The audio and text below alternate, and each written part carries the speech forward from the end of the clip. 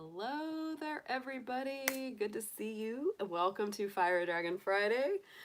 I am still just kind of waking up here, so I hope y'all are doing great out there. I'm sitting here with my cup of tea. Today I am rocking my Aquarius cup for my Aquarius rising and all my Aquarius friends out there. I hope you are having a wonderful day after our big full moon in Aries yesterday. That was nice. Very nice. I really enjoyed it. I did get to take a walk at night, which I love to do, and that moon was gorgeous out there. It was stunning. And I could see it right next to Mars. So it was extra special because, hey Amber, because Mars and the moon are actually traveling along together today. Yeah, good morning. That's it. I am waking up. Hey, Silver Star, good to see you. Oh my goodness. Um, yeah, I'm just having my cup of tea. Hello, Jacqueline. Yay, good to see you, hon. Good to see my ladies in here. My sweethearts. And Silver Star, I will be mailing bracelets out this week. I will. I promise. I'm so late on these. Um, yeah, because I've just got too much to do. I'm such a freaking Capricorn. I have too much to do all the time. Things do get done. They just get done eventually, right? When the dragon finally wakes up and gets the let out and makes her way down to the post and then finally gets her stuff done. She has to go through her dragon hoard, her cave of treasures, and find the little sparklies and send them out to her friends.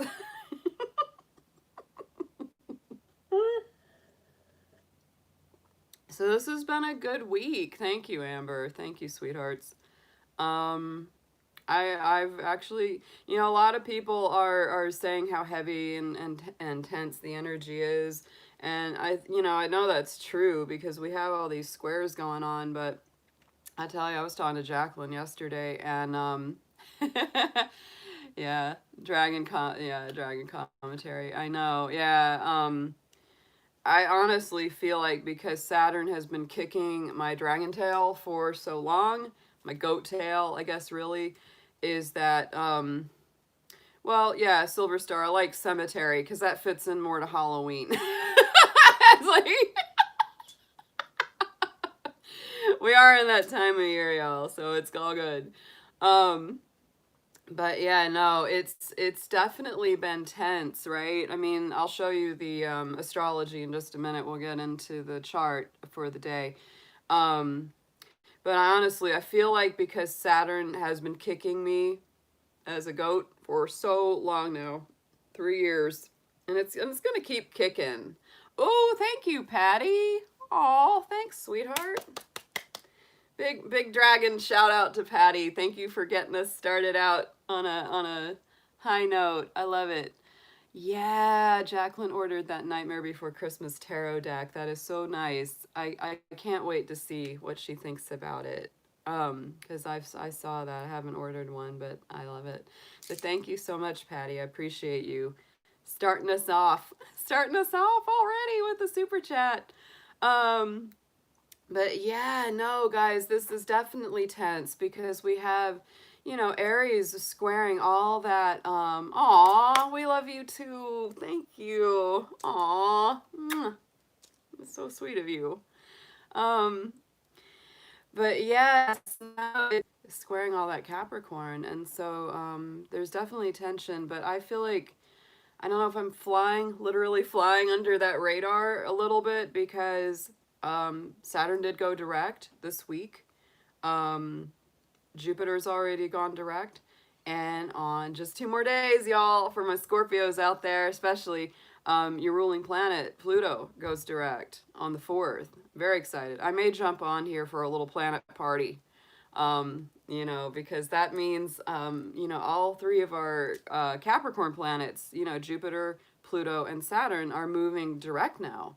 After almost 5 months, like a whole long summer of those going retrograde. So cheers to that. I'm saying, oh my goodness. Mm-mm. Yeah, we may have a little planet party on Sunday for that because it's very, very nice. And I tell you, I'm just happy about it. I am. I mean, it's like here the truth is, you know, when it comes to planetary energies and interactions, we're always going to have things that aren't optimal. We're always going to have them. So, like, I'm just really like trying to focus on the positives, and those are huge right now with those big outer planets moving forward.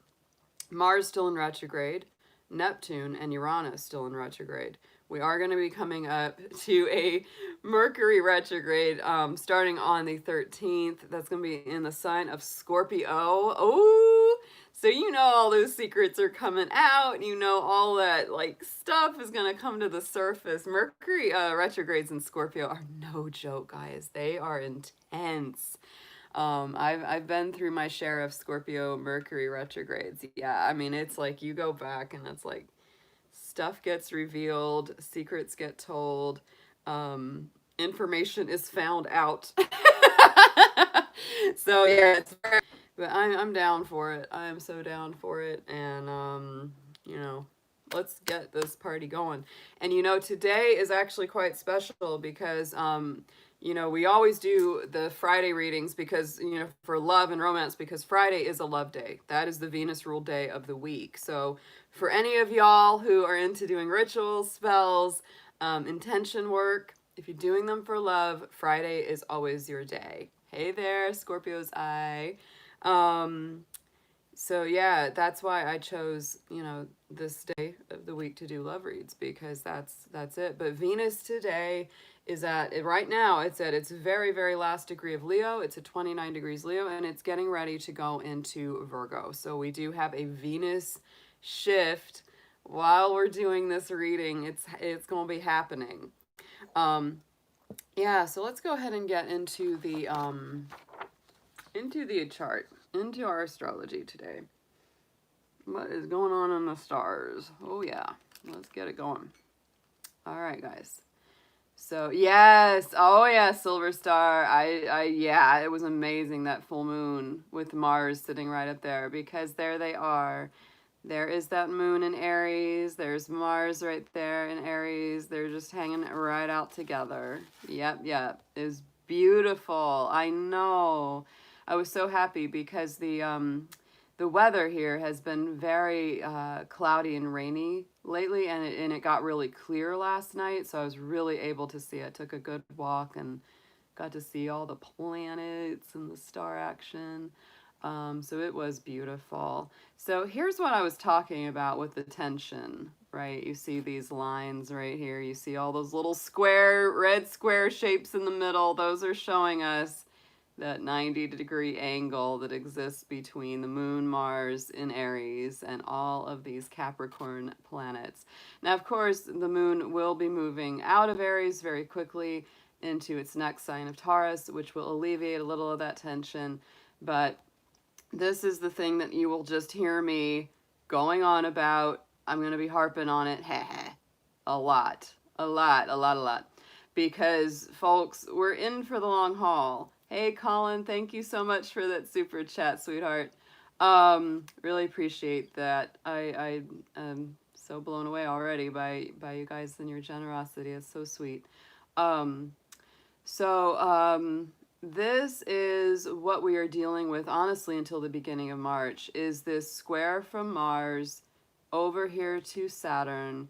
We will be feeling that, right? So this is the thing that I'm going to just consistently and constantly remind everyone of, because I think it's like you might be saying right now, oh, it's okay, I can get through it. Well, give it another couple months and you'll be like, dang it, when is it gonna end? You know, and it's because we're a little bit, it's like a long haul, but it's not so long. Hey, happy girl. That's a great name. So this is really about this tension, you know, this is about that bouncing back and forth, that tension. And so we are feeling it. There's no doubt. And it's going to be, yeah, I hear you, happy. I'm not always happy either, but you know, it's one of them things. You smile through your tears some days. Uh-huh. Aw. But yeah, so this is why we're feeling a lot of stopping and starting, a lot of, you know, 2 steps forward, 2 steps back kind of feeling is because of this interaction between Mars and Saturn. It's just, oh, hey, Elizabeth, hey, Dragon. I know, here's my Dragon Claw. I'm like, hey, poking up behind the chart.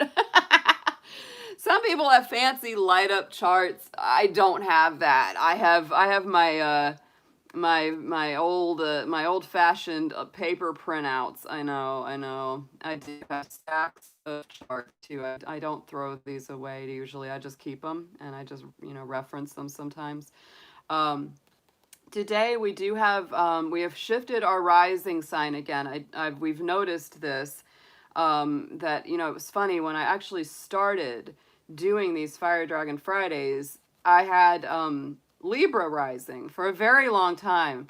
Then the last several weeks we started, it was Scorpio rising, and now we're on a Sagittarius rising starting these. So I really feel like this changes the energy of these reads, and it's kind of interesting. So I'm like, okay, today's Sagittarius because it's going to be this Aries moon with Mars sitting next to it. I was like, it's going to be fiery in here today. It's going to be very, very powerful today. That's the feeling I have.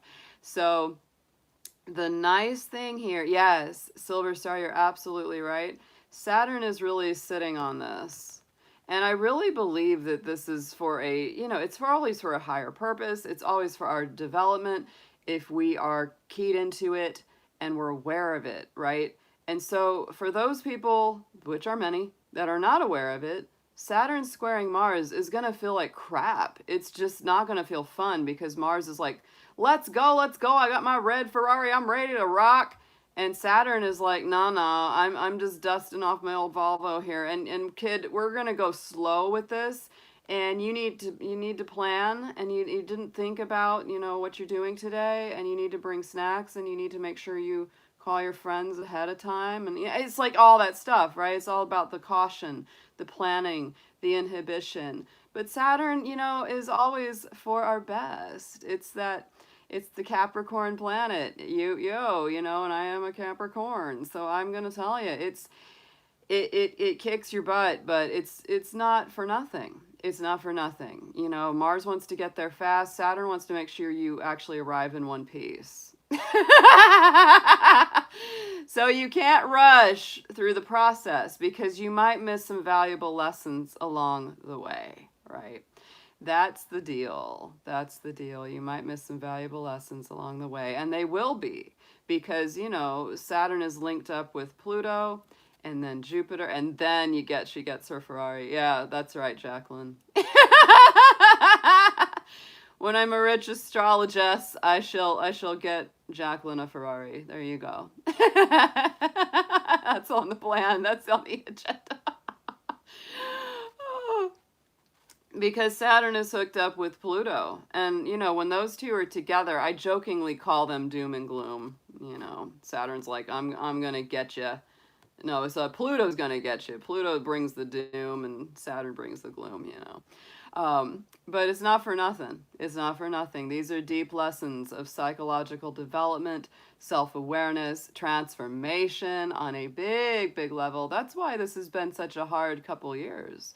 Is because the Pluto energy going along with Saturn. When things are conjunct, by the way, guys, that means 2 or more planets are 10 degrees or less apart. That is what makes a conjunction, and that's when you see these clusters, right? When you see them joined up like that. That means one can't move without the other. So when you're looking at your own personal natal chart, and if you see 2 planets that are 10 degrees or less apart, even if they're in 2 different signs, it's still a conjunction. And that means that one planet can't go without the other. It's like 2 wheels on a chariot, 2 wheels on a bike. One can't go without the other. And so that's very much where it's been. Saturn is doing all this tearing down and rebuilding of our deep foundations and roots. And it's even deeper. It's hitting us not just on that practical level, but also on the emotional level, the soul level, the psychological level because of the Scorpio energy of Pluto. And it's happening in a big, big way, especially this past year. So, even though Saturn feels very restrictive, look at that. I mean, it's working with Jupiter, which is super expansive. So it's working in tandem. And ultimately, it will be for our greater benefit. It will be for our greater success because Jupiter is a very strong planet of success. So the nice thing about Venus, right up here, there she is, 29 degrees of Leo. She will be moving into Virgo just a little bit later today. So that will put Venus into an earth sign. And especially as, you know, the month of October goes along, especially getting later into October, that means Venus in Virgo will trine all that Capricorn stuff. So I think that'll be great for a relationship. I think that will be excellent for that. I really do. So, I mean, we're not, it's, you know, it's always like that. Like I said, there's always going to be things astrologically that you go, oh, I wish that wasn't happening. But it's how you work it. There's pros and cons to every combination that the planets get themselves into.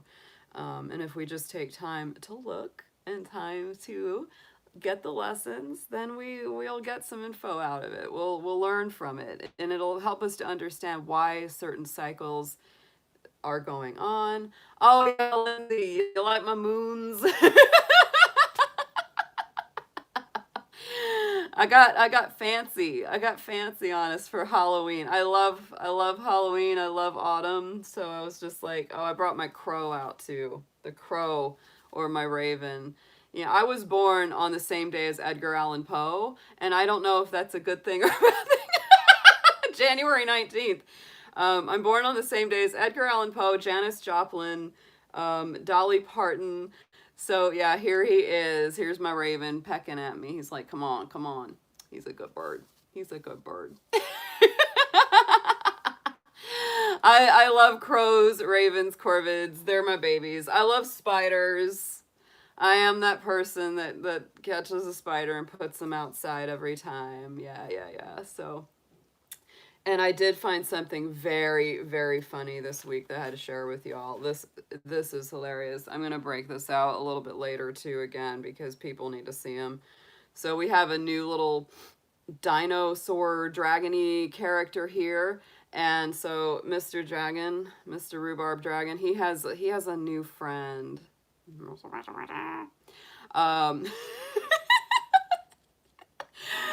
And my mom found this little guy when she was digging him out. I don't have a name for him yet, but look what he does. You pull a little string, you're gonna laugh. He makes dragony sounds. And the eyes light up.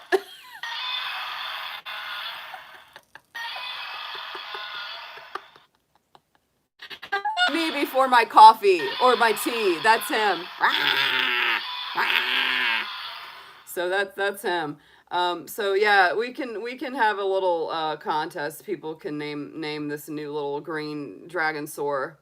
Rex, that's a cute name for him. Yeah, Mr. Dragon. I hope y'all will get along and be best as the friends.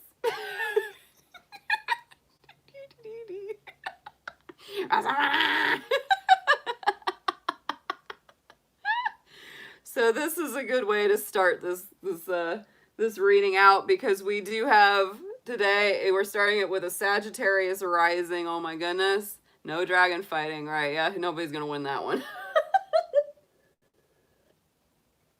We got a Sag rising in the house today. So you guys, let's see what we got. I can't wait.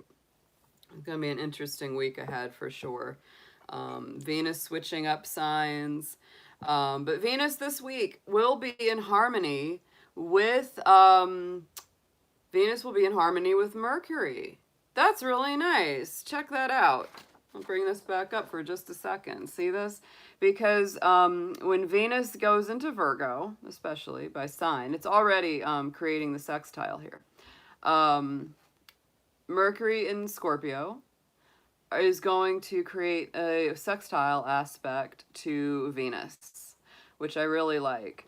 And you know, the interesting thing about Virgo and Scorpio energy is very cool, because what it does to me, both of those signs are super healing. Okay.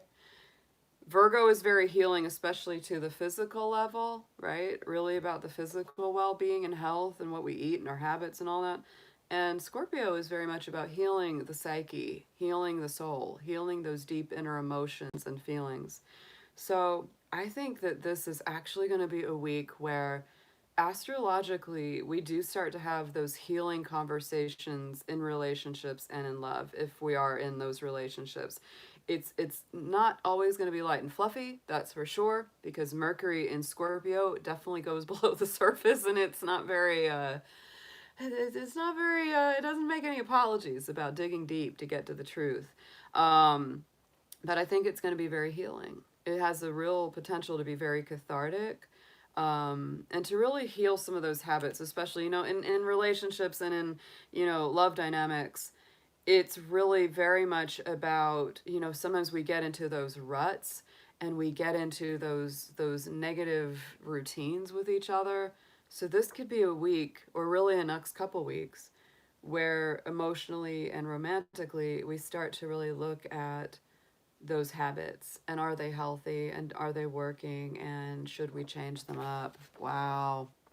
Yeah, Venus and Virgo. That's I mean, habits and love, the health of our love relationships, how healthy are they for us? That's really it. That's really it.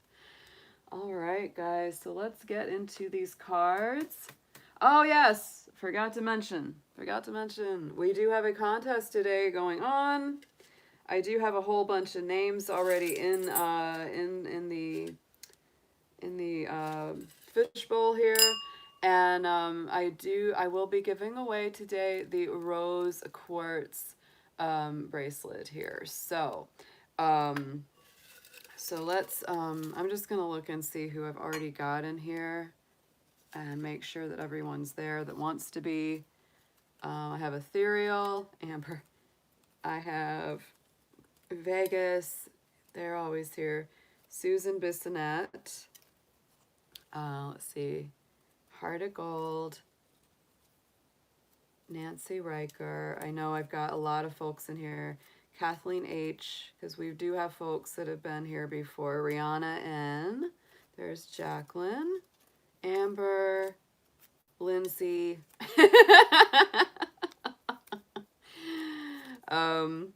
Sarah Sargent, Michelle Medeiros, let's see, Shanta, yeah. So anybody that I didn't call their name out, just let me know and I'll put your name in there.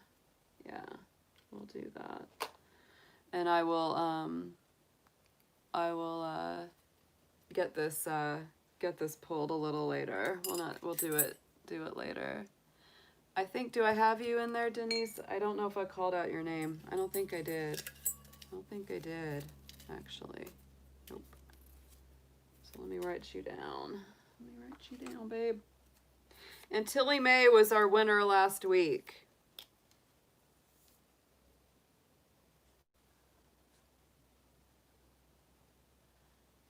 Ed Kimberly. Okay.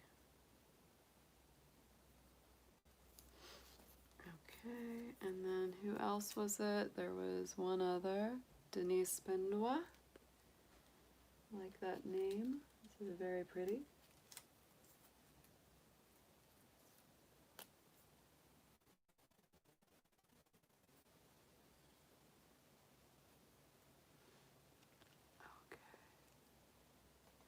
Okay. Yep. There we are. All right, so I got y'all in there, and I'll pull that a little bit later. So let's go ahead. Yes, I love that. I love the French. That's a language I'm wanting to learn more of. I know a lot of it, but I need to know way more. My bunny rabbit likes me to speak French to her. She's very fancy. You do? Oh, Denise, we need to talk. We could practice. Yeah, because that's very important. You need someone to practice with. 17 in the chat. Thank you. Yeah, Denise, I love that. That's so cute. Oh my gosh. Yeah, I always say bonjour, bonsoir to the rabbit. It's so funny. Elizabeth O, let me get your name in there, babe. Thank you for saying something. I'm running out of pieces of paper. Let me see if I can find another one. Some of these are people that have already won. Bonjour. Hello, Darren. Hey, how are you doing? Good to see you, fellow dragon.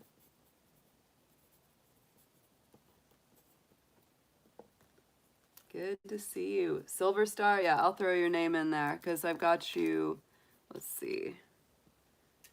You might end up like, I had one of our folks actually ended up winning it twice in a row, and I put her in there. It's so funny. Oh yeah, there's Elizabeth's name, but I put you in again. It's okay.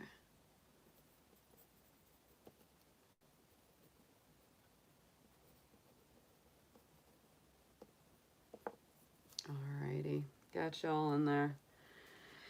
Okay. All right. Oh, I agree, Silver Star. I feel like we have like some of the most amazing people in this chat, and we may not be the biggest channel on here, but we are definitely awesome. We are a really amazing little group, and I am always so grateful for y'all. I really truly am. It's a good feeling. It's you guys have changed my life in a very good way. I'm serious. Like starting this channel and connecting with folks has been one of the best things that I have done over this last year. It truly has. So, all right, let's get into it, y'all. Let's dig it up. We've got the sweetgrass, we've got the sage, we've got the fire. Yes. Oh, mes amis, je t'aime vous. Yes, see, I know that one. Hello, my friends, I love you. Yes. I did when I recorded my winter CD, this one. When I recorded this album, I actually did a version of Un flambeau Jeanette Isabelle, and I actually went to a language person. I went to a place, and I actually got them to coach me on the pronunciation because I didn't want to record it and get the pronunciation wrong and have people like, oh, you didn't do it right. So, and I also did play a show at a French immersion school. It was in Oregon when I was living in Oregon, and it was a French immersion school. It was crazy cool. The kids go to the to this place and everything's in French. And so they had me come and play the harp and sing and for one of their events. But I was just like, this is really pretty awesome. Like the thought of that, like you just go there and it's like that's the way you communicate, that's what everybody speaks, that's what all the bulletin boards, all the info you get is all in French. So it really like you have to learn it. You have to learn it. So it was a cool experience. They were very, very nice. Super nice. So, guys, here we go. Let's burn some stuff. I know Amber's going to get very excited for that. Aw, me too, Jacqueline. This is the good vibes place. We don't have no room for no drama. Wow, Denise. That's amazing. That's amazing. That's so cool. I love languages. I have Uranus in the ninth house in my chart, so I've always loved language. I love Gaelic. That was a big thing that I studied was the Irish language, and so I did a whole lot of that. I did a whole lot of that. I sing in Gaelic. I love the Irish language, but of course, not very many people speak it because it's very small. Amber speaks French fries.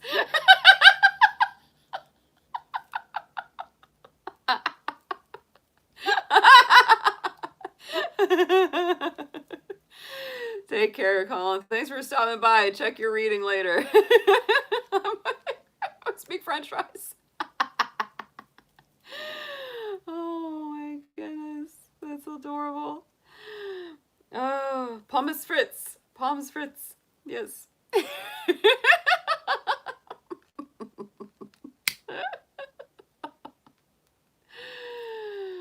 Oh, so let's start. We're going to burn a little sweetgrass in here. Start putting out some good vibes. Yes. Ooh, yum. Ooh, Sagittarius stellium. Yeah, see that Sag energy, that'll do it. That will do it.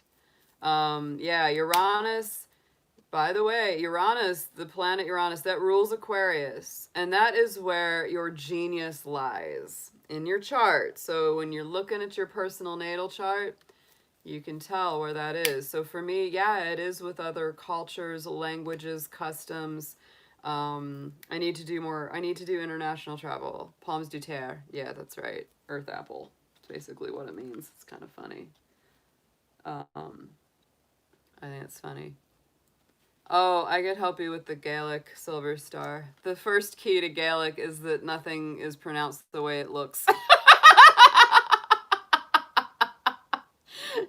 When you look at Gaelic written down, you if you try to phonetically pronounce it, you will completely destroy it because it doesn't sound the way it looks at all, and half of the letters aren't even pronounced. They're just glossed over. So it's very interesting. Like, you know, the B's are basically W's. It's like Awala, you know, it's spelled Abhia. Yeah, it doesn't even look the same. It's bizarre. But once you get used to it, it makes perfect sense. You're like, oh, okay, okay.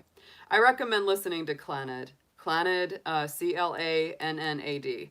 Clannad is a Irish-speaking band. Yeah, there you go, Owen. That's exactly right. Exactly. The G's are the same. The GH is like a W, Owen. Yeah. That's it. And so anyway, yeah, listen to a lot of Clannad music because they are an Irish-speaking band from a Gaeltacht in Ireland, and that's actually they were Enya's family. Their singer Moya is Enya's sister, and Enya is from that same Gaeltacht, and they are all native Irish speakers. So it's like you grow up in a area where Irish is taught as the first language and English is the second.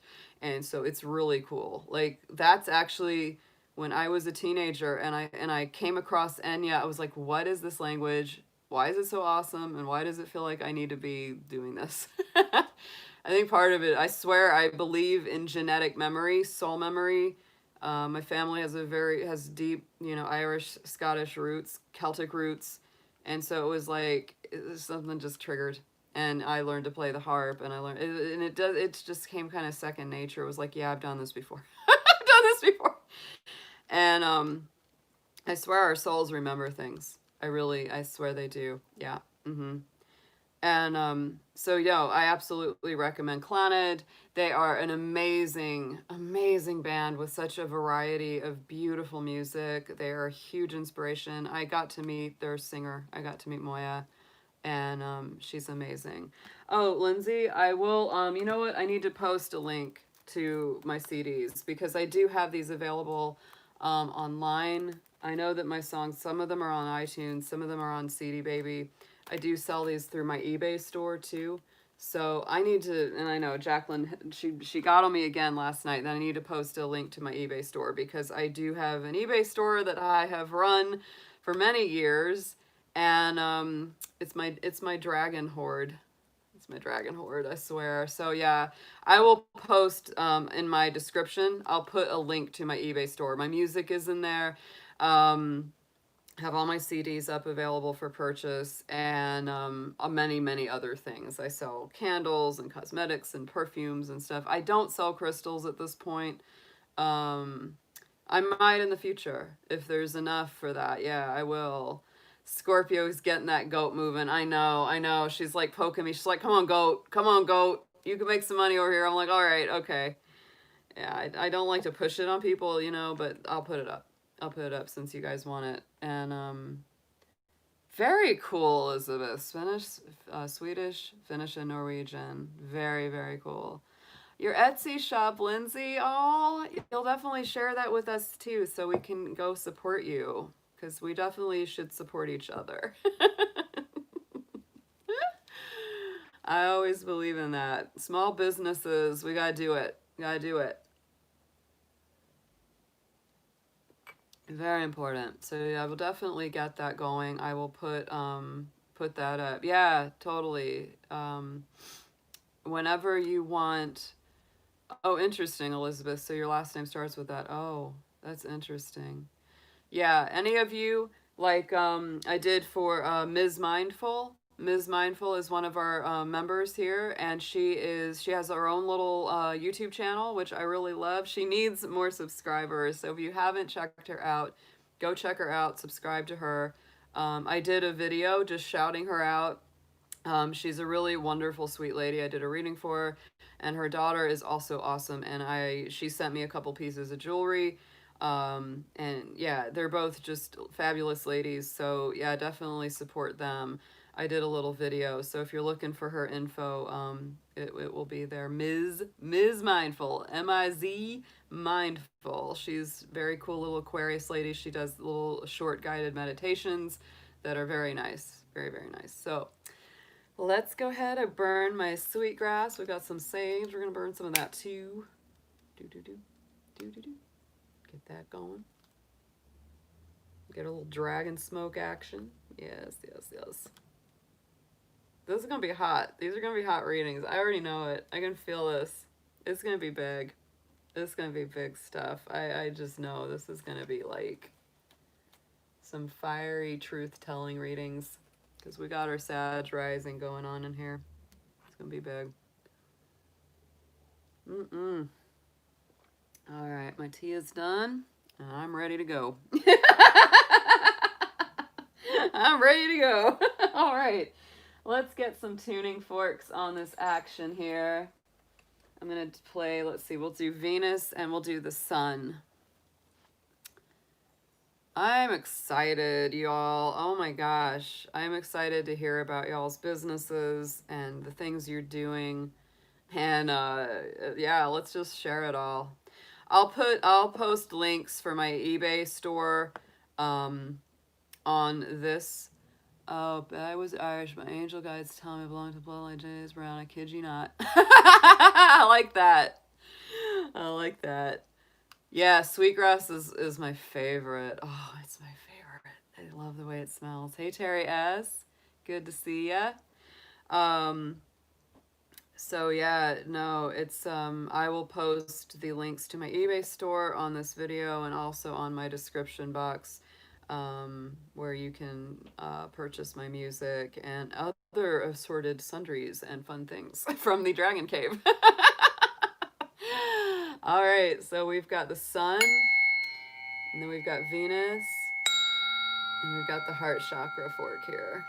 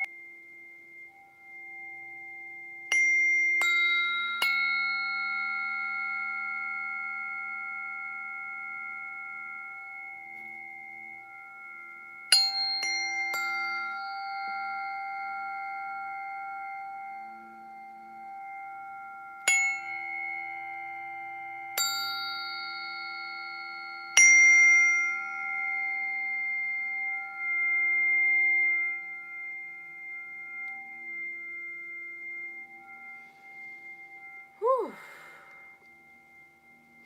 I just feel like something's gone to the next level. I really do, energetically. I don't know what it is, guys. I could even feel it just doing those forks. That's just... something went up. Something went up vibrationally. It's like, we're going. Something's going. It's pretty awesome, y'all. And, let's see. Let's get what we're doing. Let's do our making magic. I think we'll do that. Do a little making magic here. All right. Which ones do you want, guys? We're gonna do. I've got choices. Always there's choices. I have the Halloween Oracle. We could do those. The romance angels, which I know Jacqueline is sick of. She's sick of these. Which one do you want? We can do one or the other. I'm digging my Halloween stuff. You want the romance angels, Amber? Okay. You were first to call it. All right. Yeah. All right. Jacqueline's like, burn those. She's sick of those cards. You know what? We'll use, how about this? We'll do the Halloween oracle for the keyword of the week, and we'll do the romance angels for the clarifiers. So we'll use both. We'll do both. We'll do that. Yeah. Sounds like a plan. Sounds like a plan. All right, babes, let's go. Let's go. Now we've held this up long enough, but I love chatting with y'all. I really love chatting with y'all. It's so fun getting to know you. All right, let's see what we have got. And we're going to pull these at random from the astrology signs. We're going to do all 12. We're going to go out of order. Out of order today. That's how we do it on the Dragon Channel on Fridays. Oh, y'all are amazing. You're awesome. You're totally awesome out there. I'm so glad we found each other. All right, spirit, angels, saints, guides, ancestors, and my dad. Always call on him. I had very, very distinct dreams about my dad last night. Oh yeah, he was coming through on the astral plane big time. So let's see what you got for us today. For all 12 of our signs, we're going to be pulling for love and romance, please, angels, guides, guardians, ancestors. Let's give them whatever messages they need to know for this week ahead, starting with October 2nd. And just bless and protect everyone in this chat, everyone that will watch this later.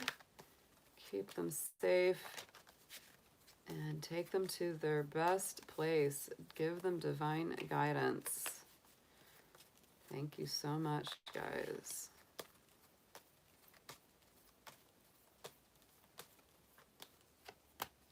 And we are starting with our true believer. Oh, Pisces. I know. I miss Christina too, guys. So Pisces is in the house first. Oh my goodness.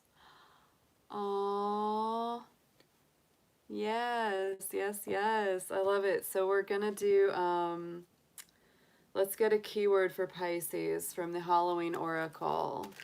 Let's do that. Pisces, Sun, Moon, Venus, and Rising.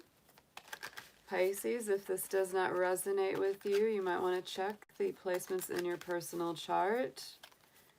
You will get more messages out of any of these readings if you know your other planets, other planet signs.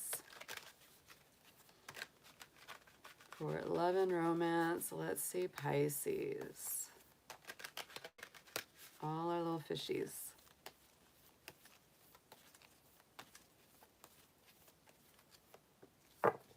Ooh, the Skull of Light is your key word. Key for this week out of the Halloween chakra might be really highlighted. The third eye may be very highlighted. So Pisces, I would say do your best to stay in that illuminated light vibrational energy this week. Be very clear about what you want to say, what you want to express. Try to be very open-minded about that. Be open-minded about what you feel, what you perceive. Might even do some meditations work to help open or clear that crown and third eye chakra. So let's get, and there's illumination, you know, some things may be illuminated. You may become aware of something. Some secrets may be revealed. Some mysteries may be made less vague and less fuzzy and cloudy. Let's see what we have got in the Halloween tarot for my Pisceans out there. And I love the Halloween tarot. This is such a fun deck. I've been really enjoying it. I used it for all my monthlies. And very, very fun. Hey, Magician. Good to see you. Good to see you all. All right. We are doing good, Magician. We've just been chatting up a whole bunch here. All right, Pisces, Pisces.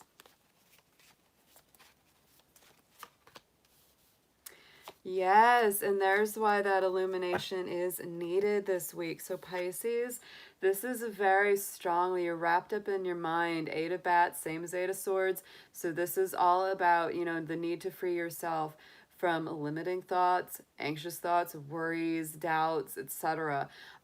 This is really very much about you and what you're doing within. It's really so much about freeing yourself from that mental hamster wheel, those thoughts that just go round and round and round, those worries that come up, etc. So, you know, it's really time to let go of that. Woo! So we're going to clarify today with the Green Witch Tarot. So let's get a card to clarify that Eight of Bats, because that is a card that definitely needs some clarification.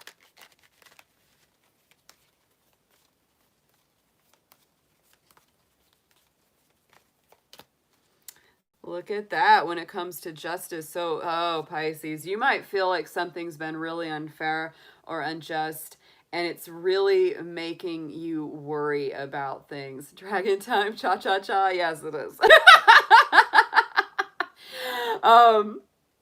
So I love that energy, actually, because to me, this says if something's unfair, Pisces, it's time to get fairness. It's time to get balance on that.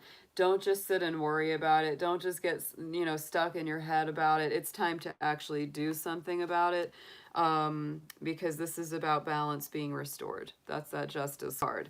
So in the immediate past, where you've been coming from, Three of Wands, Three of Imps, this is about waiting for those ships to come in, waiting for resolution to be yours. You might be really chomping at the bit a little bit and feeling like you don't really want to wait anymore.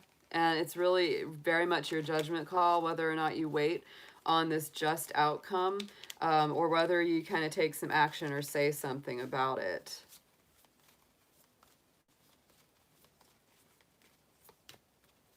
Yeah. Oh, yeah. Pisces, there's been somebody that hasn't been right with you, something that hasn't been okay, because here's that Seven of Swords, Seven of Athames on top of that Three of Imps. So it's like you've been waiting around on something. There's something where you've been like, you know that something's been underhanded. You know maybe somebody lied. You know, it's like you're already aware of it. And you're kind of waiting. Maybe they'll come and admit it to you, but I think this week, honestly, it's like you're kind of like, no, I need things to be made right. I need things to be fair. We know this guy is terrible. He's out there killing the bunny rabbits. No good. No good. He's out there getting the buns. That's just, you know, bad news all around. So going into the immediate future, we do have the Wheel of Fortune. So this week, I do feel that you will be coming out of the stagnation. You'll be coming out of that place of worry and upset. This is Jupiter energy. This is moving forward in a good direction, moving forward with progress for you. Now, you know, there might be somebody in your life. This might be Mr. Seven of Swords. That might be old Sneaky that you've pinned to that wheel and you're throwing daggers at him now. Right? Use the swords to cut yourself free of these bonds and throw them at the guy that's bothering you. There you go. Pisces, you're going to be a little shark this week. You're going to be a little sharky shark fish. Oh my goodness. All right, let's get a clarifier on this Wheel of Fortune. But yeah, in general, thank you, Amber. Aw, it's going good. By the way, it's going good. But yeah, no, you will be throwing them daggers back. It's like you might be pulling them out of your back and throwing them back and be like, here you go. I don't want this anymore. And you know, this could be more, I get a feeling that for some of my Pisces, this is more than just a romantic situation, right? This could be work. This could be people you just, you know, friends or people that you know that just aren't being right with you. And you're not taking it this week. You're tired of worrying about it. You're tired of being up all night going, oh, what should I do? What should I say? No. Set yourself free. Look at that. Page of Wands. Yeah, new beginnings. New beginnings on this. So I feel that you're going to get some movement on this by the week's end here. You're not willing to put up with their malarkey, I'm telling you. Yeah, we got that magician card there. So creating a new reality for yourself, Pisces. Nine of Pentacles, right? Building up a really solid, strong foundation under yourself. And that definitely includes not putting up with people's garbage. No more garbage. That's French too. All right, y'all. Romance angels. Let's get 3 on this spread for Pisces.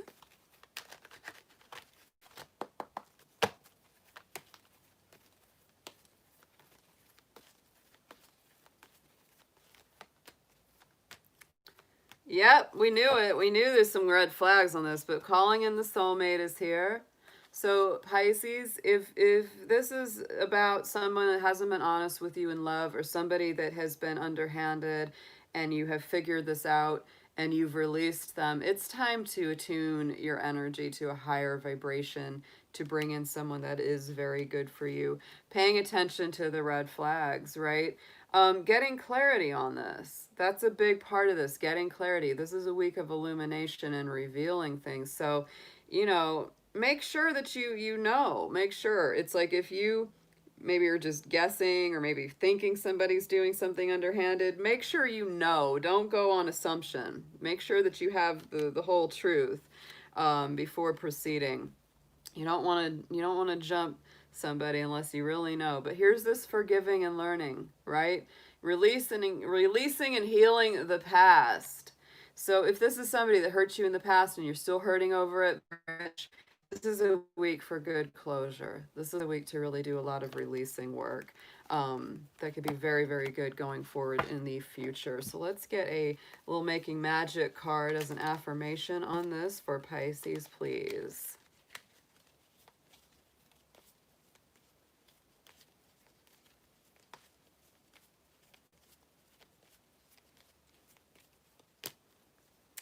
Ooh, yes, you are the goddess this week, Pisces.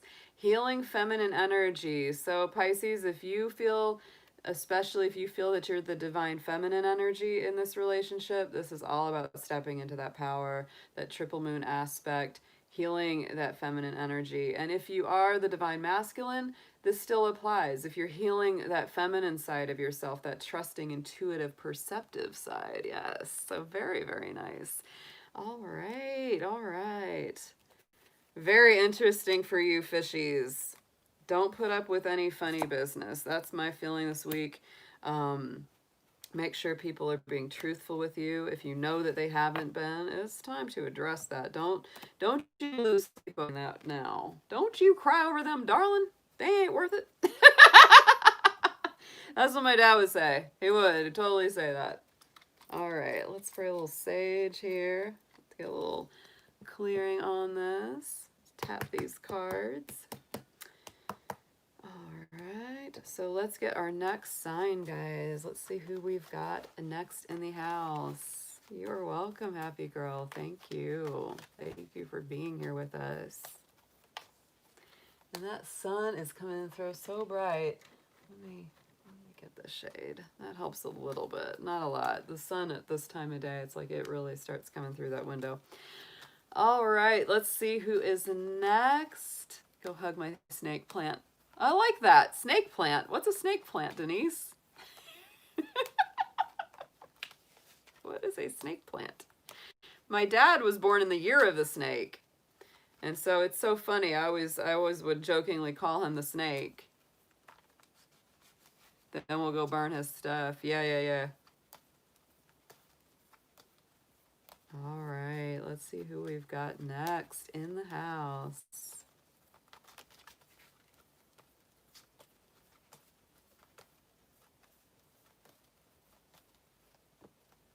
Sagittarius, ooh, is coming up next. Wow. All right, so Sagittarius, you are very highlighted. I love the fact that, you know, Jupiter is now moving ahead in your sign.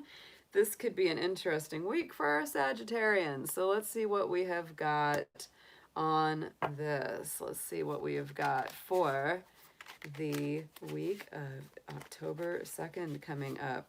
For Sagittarius, Spirit, Sun, Moon, Venus, rising. Sagittarius, if this does not resonate, do check the placements on your personal chart. You will get more messages out of these readings or any readings you watch on YouTube. So let's see what we have for you. Show us Sagittarius, please.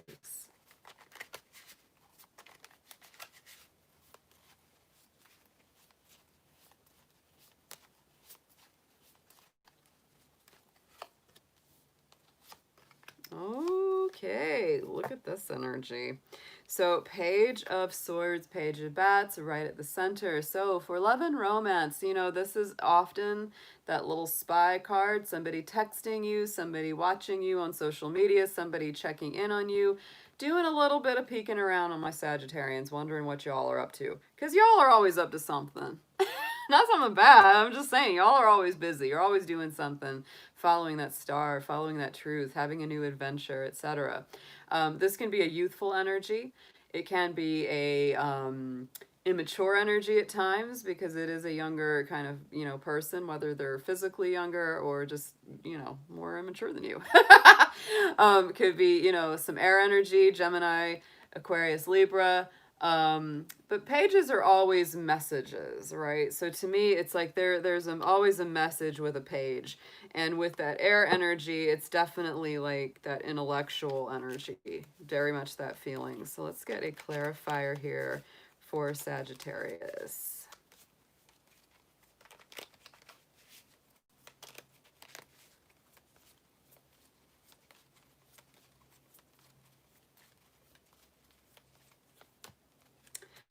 Boy, that old sneaky guy just coming out. So Sagittarius, this may not be somebody you necessarily want bothering you. You may really not like this with that Seven of Swords. Old sneaky Pete running around the darn forest, killing the bunnies, not telling you about it.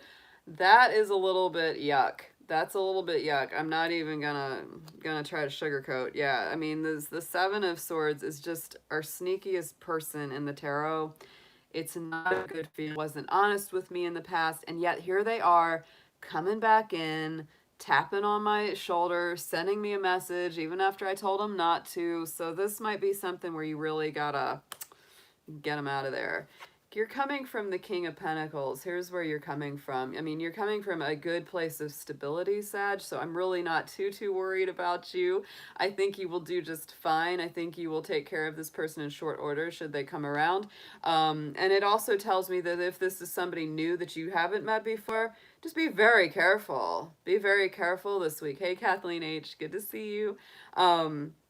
Because this could be somebody that's, you know, trying to rock you off of your balance, off of your throne, because King of Pentacles is our nice, solid, grounded, balanced, stable energy. It's Taurus, Capricorn, Virgo, very grounded and feeling good, you know, feeling seated in your power, feeling like you're kind of back on your groove, right?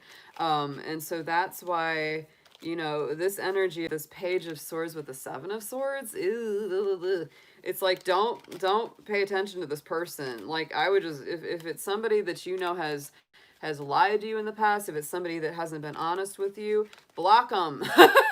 Just block them. Don't even entertain that action, other than to maybe put them in their place a little bit. But Sagittarius, you are a truth teller.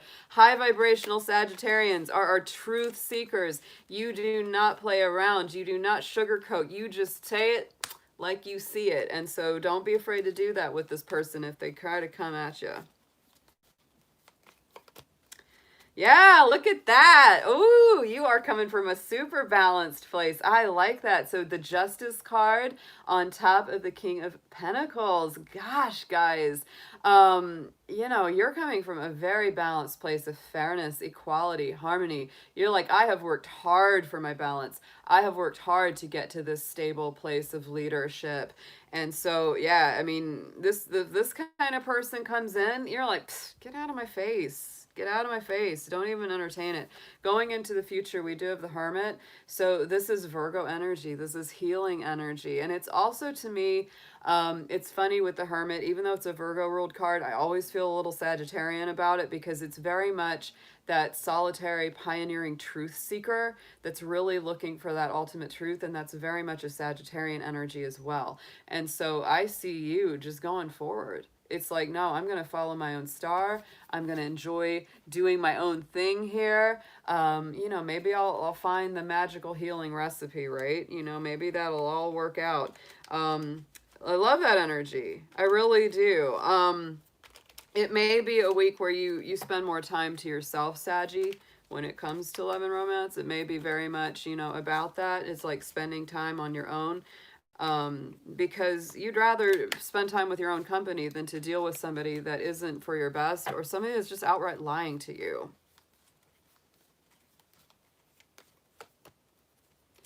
And look at that. Oh, yeah. 2 of chalices, 2 of cups. So to me, it's like when you tune into your own energy, you're raising your vibration higher and you're bringing in a true soulmate, a true spiritual connection, a true healing relationship that isn't based on all that deception and all that stuff, right? You know, you want somebody that's going to look at you face to face, not this guy and she's just like, where you been? What you been doing? Yeah, and it's just, no, forget it.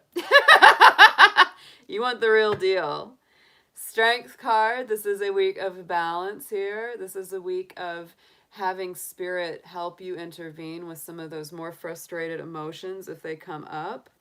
Ooh, and our 9 of cups. So it's about wish fulfillment. It's about seeking what you truly desire. Take a look in that crystal ball there, Sagittarius, right? It's all about finding that personal truth. I like it. All right, so let's get a couple romance angels on this for Sagittarius, please.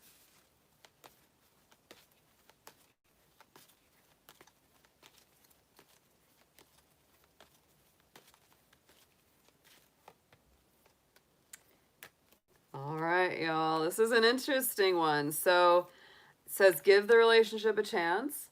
But I don't think this is, if it's a sneaky guy or gal, no, give that one a chance. If the good one comes in, that's the one you want to give the chance to. If you have somebody in your life that feels just really on track with you, yeah, it's a soul connection. That 2 of cups coming in is a soul connection. So this could be a week where you meet somebody new if you don't already have somebody good in your life. Sag, you might even be in one of those situations, some of you, that you're choosing between 2 people. One of them is a darn liar. One of them's the good one, and you got to discern which one it is. Honeymoon cards. So enjoy some time one-on-one with this person. One-on-one with this person. Or one-on-one with yourself if you don't have a person as of yet. Yeah, because that Hermit card is all about loving on yourself, healing yourself, following your inner truth, going towards that star, raising your consciousness and awareness. Let's get a affirmation on this. Let's get a Making Magic card on this for our Saggies. I like these readings. They feel good, even though that darn 7 of Swords guy came out twice already. Good grief. That dude.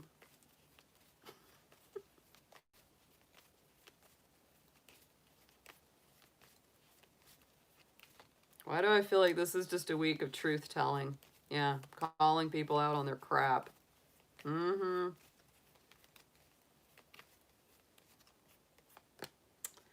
Ooh, and I like that. Successful career. Yes. A happy working environment, pay raises, and promotions. So Sagittarius, this could be a great week for manifesting, right? Very strong manifesting energy with that card. That's why that Hermit's there, you know, because Hermit's like, I'm just going to roll up my sleeves and get to work. If love's not going good, if that ain't treating me right, I'm going to work on me. I'm going to work on what I'm doing. There's a lot of success. There's a lot of happy stuff there going on. So I like it. I like it, guys. Good deal. All right, Sagittarius. Let's see who we've got next. Let's spray a little sage in the house. This little sprayer's not working. I've been having trouble with my spray bottles lately, guys. I don't know what's up with that, but we have definitely had that. So in lieu of spraying, we will burn something. Yeah, Amber's like, to burn it! learn something. I love it. Amber's my little fire starter.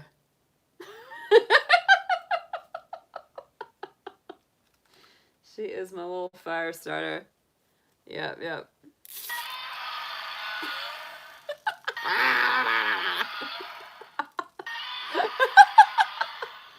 Yep, Seven of Swords comes around me. The dragon is gonna burn the crap out of them. All right, so Sagittarius, Sag, we're done with your sign. Let's see what we've got next.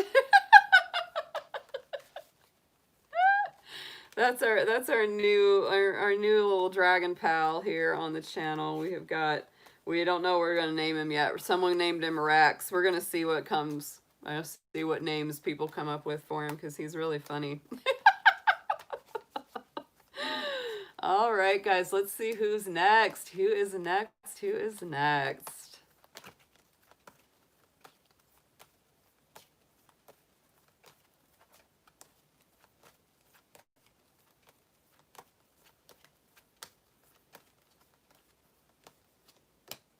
Leo.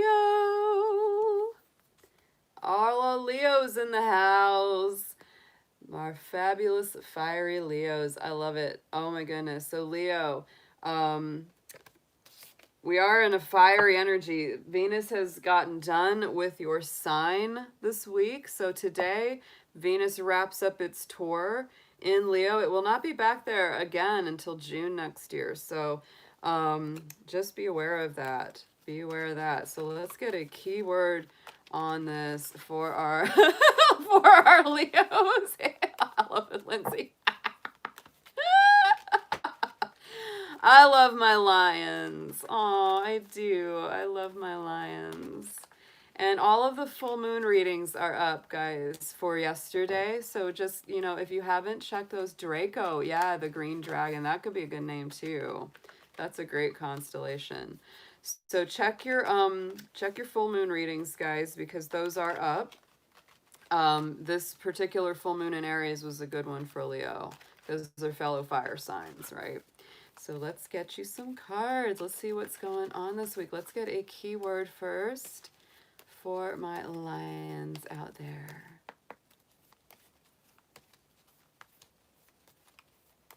Leo, Sun, Moon, Venus, Rising, Spirit. And Leo, if this doesn't resonate, just check the placements on your personal natal chart. Knowing those planetary placements and the signs that your other planets are in is going to give you a whole lot more to work with on any readings you watch on YouTube. So show us Leo, please.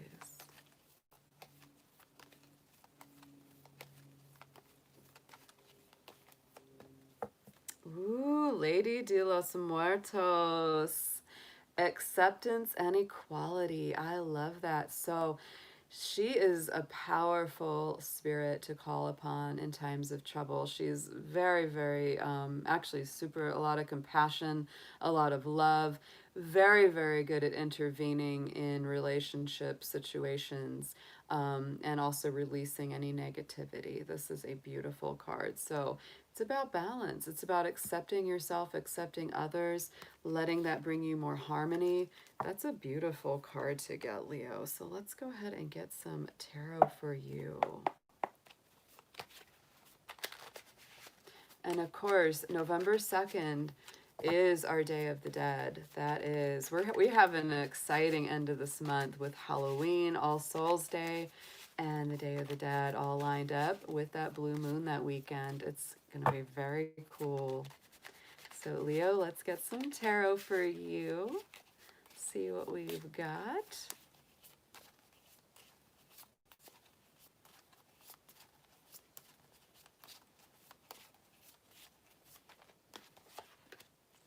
Ooh, okay. Oh, nice. All right. So right in the center, here's your energy. We have got that Knight of Wands, Knight of Imps coming through. Very strong Sagittarius energy, Leo. So why do I get a feeling there's a whole lot of players going on this week? Already, we've had a little bit of that energy with our previous two readings, and now he's kind of coming back up again. This could be that wild fire horse that just comes charging into your life. Sometimes they're there just for a good time, sometimes for a little while. Um, you know, it's really up to your judgment call if this person comes charging into your life, because sometimes that Knight of Wands, that Knight of Fire, you know, that can just be the person that comes over, eats all the food out of your fridge and says, "See you later, bye," right? You know, it's just, So you gotta see, you gotta see. But sometimes that Knight of Wands is also very powerful for moving forward, for taking action, because that is a fiery energy of ambition, of drive, and forward movement. So let's see what comes up as a clarifier for him. Let's see why he's here.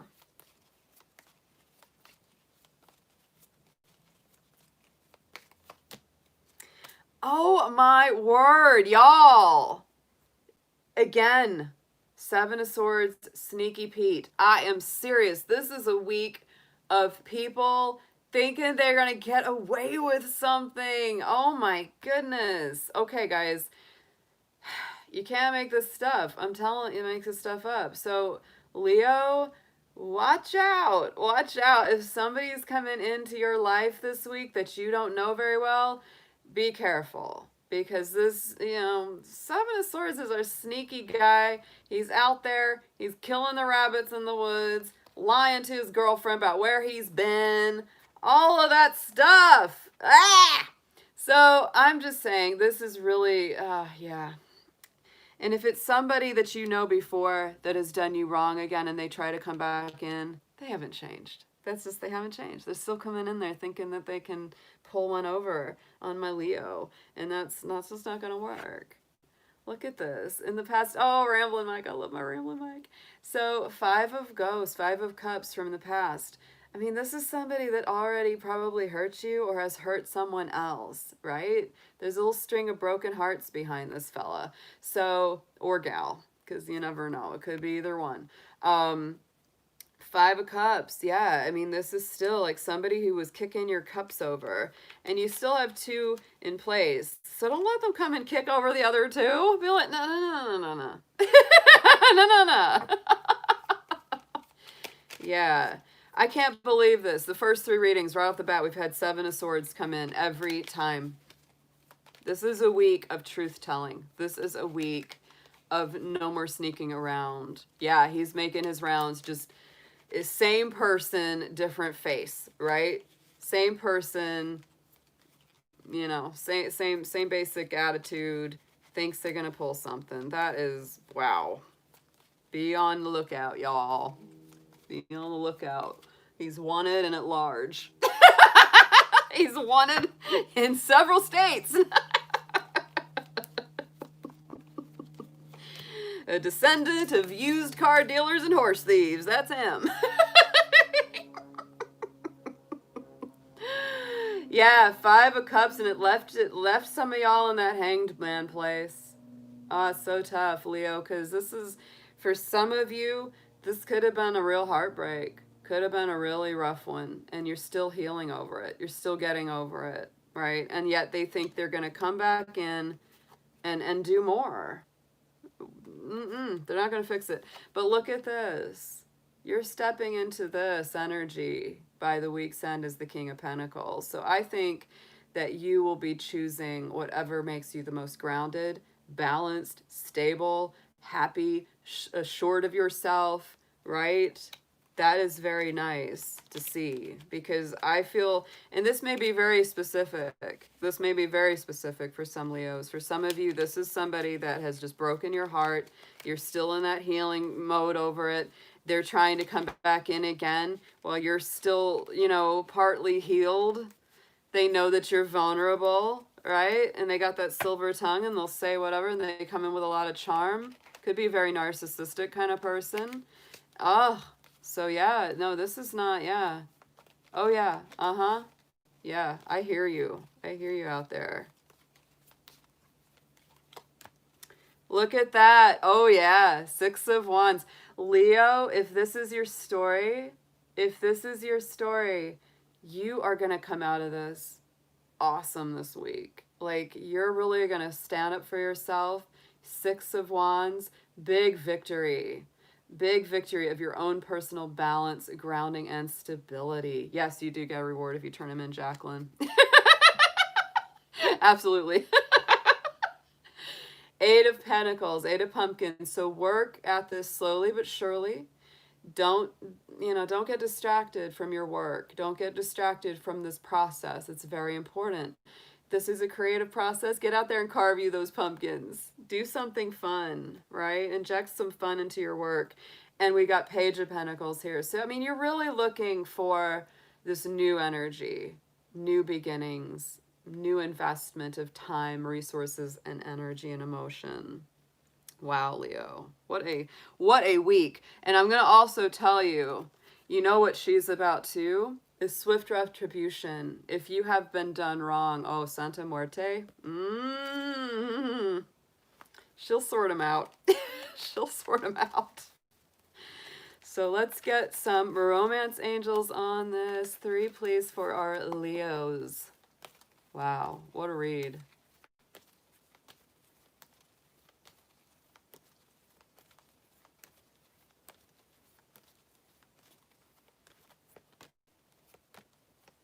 Yeah.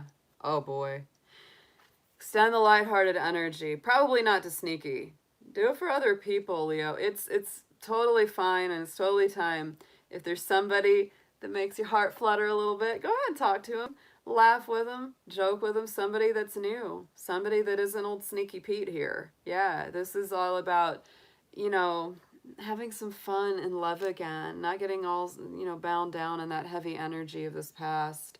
Children could be part of this. So if this is, if the sneaky, for the ex is somebody that you have children with, don't let them get sucked into the drama. Don't let them get sucked into it. Of course, this could also be somebody who's just acting like a child. That can be that too. Love yourself first. Your self-respect makes you more romantically attractive, right? It's going to make you more attractive to the sneaky, but it's also going to make you more attractive to the right one. So don't you worry about sneaky. Let him go on down the river. Go on down the river. Oh, sneaky Pete. Let's get an affirmation on this for Leo. Wow, what a reading. What a reading, guys. You come out there very successful at the end of this. Big victory over this person, no matter who they may be. This could even be for some of you. I'm getting also that if this isn't an ex, if somebody tries to come in that has a very similar vibration or energy to someone that's hurt you before, it's like you recognize it immediately and you're like, no, you strike it right down. Amazing. On target. Leo. Follow your ideal life path. Absolutely. And that ideal life path does not include any lying so-and-sos. Yes, yes. That's the truth. That's the truth, y'all. My goodness. All right. Let's see what's coming next. Who's next? Because these readings are yeah, I knew that they would be special. I knew they would be something. They are. These are woof. All right. All right. I think this is definitely a fiery day. It is definitely a fiery day here, guys. We're going to be burning a lot.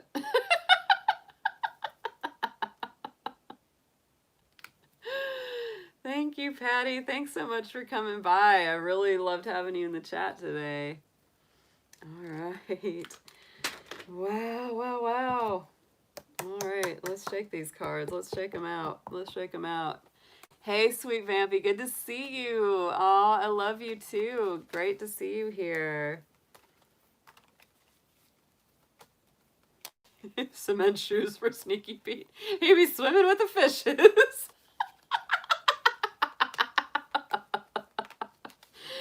Jacqueline does it New York style. That's right. It's New York style for you. All right, guys, let's see what we've got. Who is next, Spirit, for our readings for our love and romance today?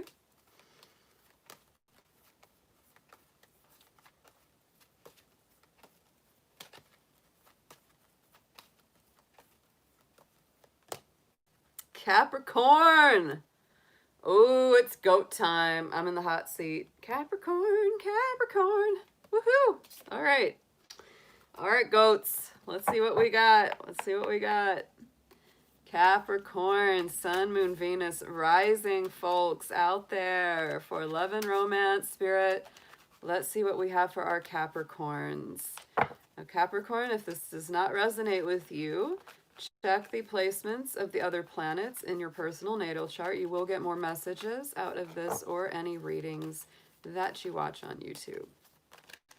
Show us Capricorn, spirit, please. Love and romance, the week of October 2nd.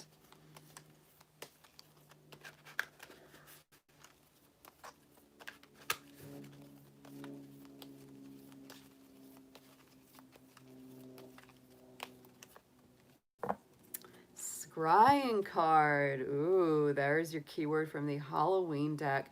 So check that out. This is about using your intuition, doing some meditative work. Ooh, very, very strong, Capricorn. So I know, Capricorn, most of the time you use your logic, you use your logical mind, your practical mind, but this could be a week where it's really time to use your intuitive side, your perceptive side, your psychic intuitions here. All right, so let's get into the tarot for my Capricorns. Let's see what comes up for you. Love and romance for Capricorn, please.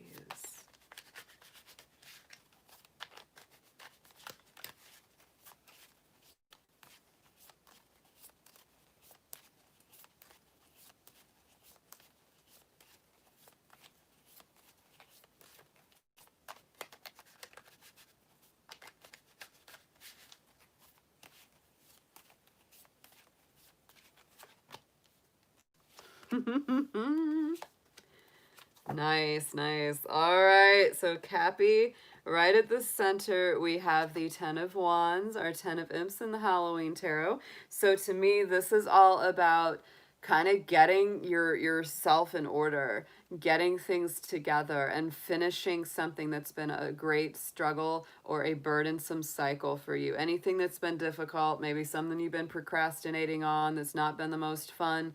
It's really time to literally bundle all those little imps up, all those little wands up, get them together, even if it's a pain in the butt, and make that final trip up the mountain. You know, just get it done. This is a get it done kind of week, and it's also about putting something that's been troubling you or been kind of a burden on the back of your mind to rest. So let's get a clarifier on that, please.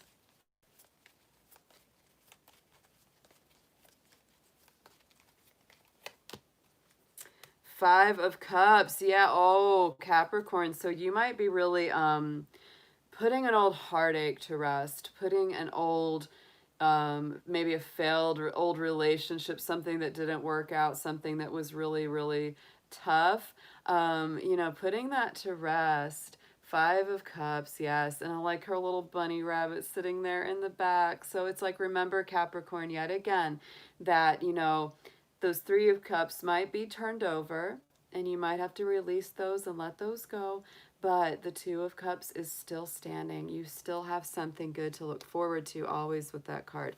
And you are coming from a very strong place here, Capricorn. You're coming from this Three of Cups. So you really are coming from a place of positivity, strong friendships. You know, it's like you've really cultivated that. You have that with your friends. You have that spiritual, emotional support from them. So it's very, very nice. You're not coming from a bad place at all here this week.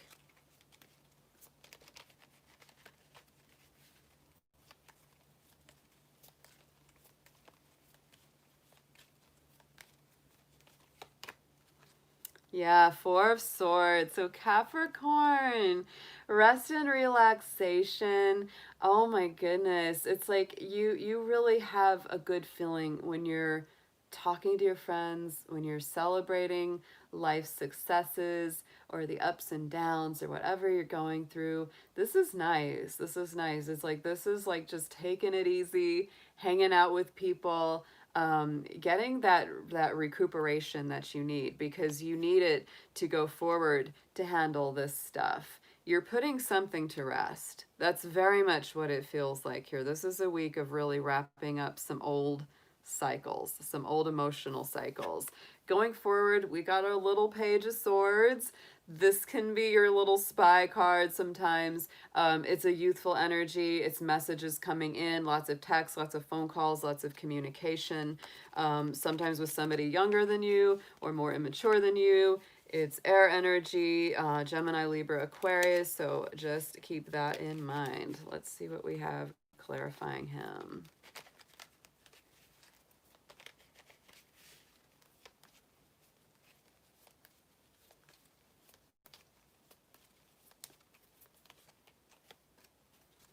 And look at that Two of Pentacles. So this person that's coming into your life or communicating with you a lot, they may be really working hard to balance this week, very much. They're like really, it's like their mind is mostly focused on the day-to-day process, getting their work done, and not, you know, falling off the tightrope right now. There's a lot of balancing, a lot of juggling. You might be doing that too.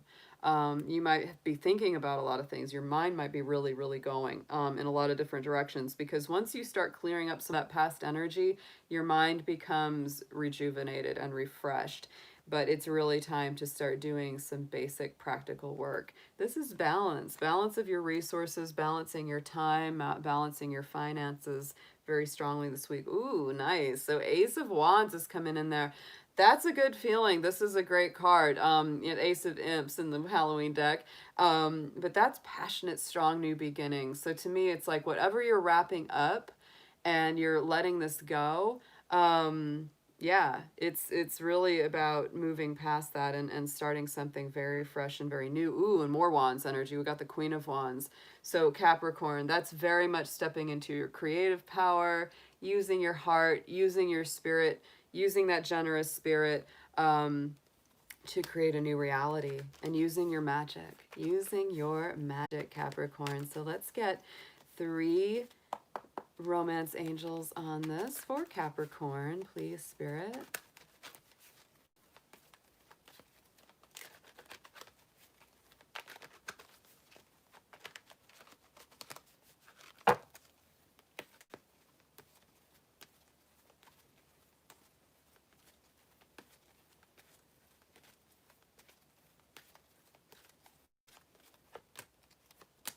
Look at that. I'm telling you. So Capricorn, this is a week of freeing yourself from some old emotional pattern, habit, contract, etc. It's time to take back control of your life. There's a reconciliation here. So this could be coming back together either with someone from the past or someone that it's like there's someone that you want to reconnect with, but there were these blockages preventing you from that.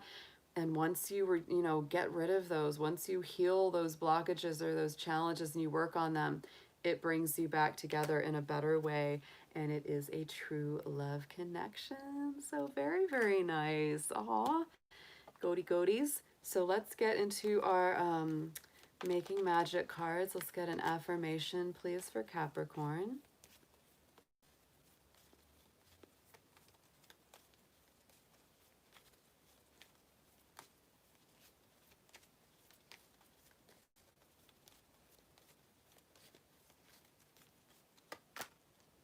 There's our goddess energy coming out again. So Capricorn, this along with that Queen of Wands on the bottom of the Greenwich Tarot, to me, it just says this is about that strong, fiery, energetic, divine goddess energy, the divine feminine energy. So heal that feminine side of yourself, along with the scrying card, right? About using your intuition, trusting your intuition, because sometimes Capricorn, you feel like, oh, my intuition led me wrong last time, so why should I even trust it?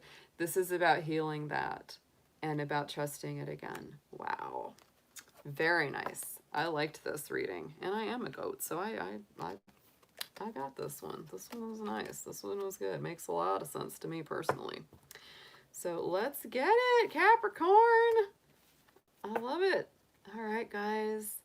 That's the first time Sneaky didn't come out. Can you believe that? Hit the up. Show some Friday love. Thank you, Tilly. You're such a sweetheart.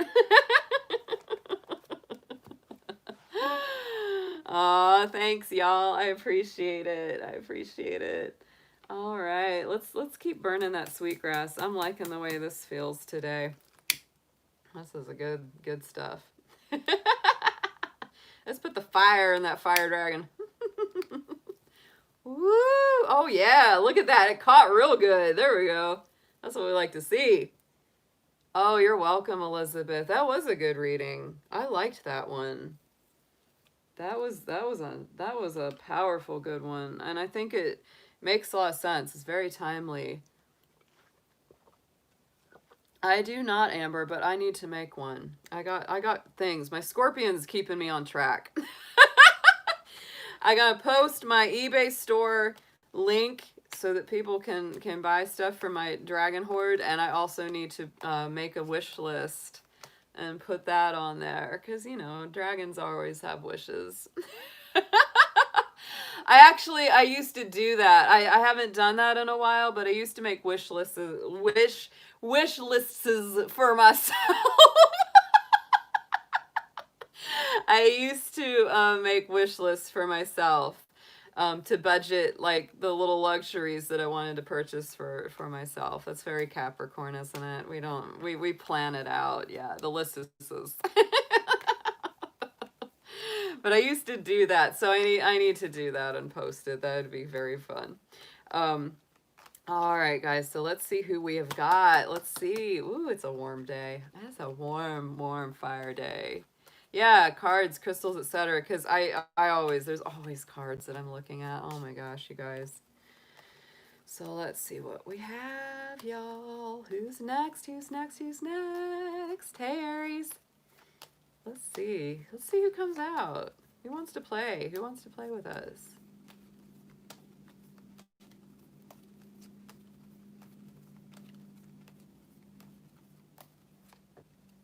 And it is Virgo. Ooh, our Virgos are in the house. Another earth sign.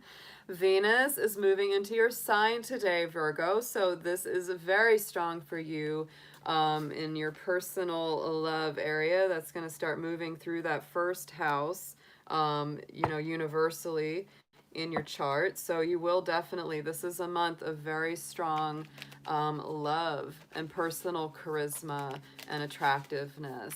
Very, very strong. You may feel that this month is extra good for meeting new people. If you want to meet new people, or taking your current relationship up to the next level. So nice. So let's see what we have got for our Virgos. Sun, Moon, Venus, and rising signs. Virgo, if this does not resonate with you, check the placements of the other planets in your chart. You will get more messages out of any reading that you watch that way.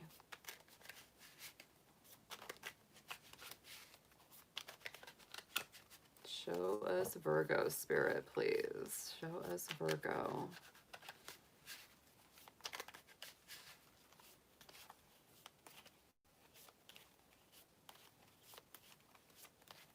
Feels good. All right. Ooh, very strong. Look at that. Wow. Wow, Virgo. Okay. Right in the center, coming through is that death card. Wow. All right. So, to me, this is Scorpio energy. This is transformational energy. Mercury is your ruling planet, and it is in Scorpio right now. So, to me, I was saying earlier that the Venus-Mercury alignment between your, Venus and Virgo, and then Mercury and Scorpio is very healing and very transformative of the cycles in your love life. So that could be a very, very strong thing that comes up. Oh, I forgot to get you a keyword. Let's get this. Let's get this. I didn't get you a keyword, Virgo. Let's start that. Let's start that. What's our keyword for the week of October 2nd for our Virgos here, Spirit?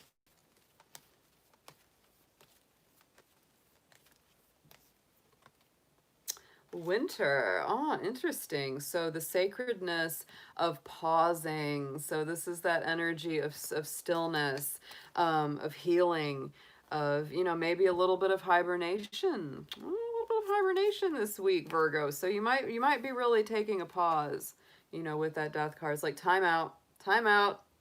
I need to process. I need to heal. I need to, you know, let my psyche catch up with this. I need to let my feelings catch up with this.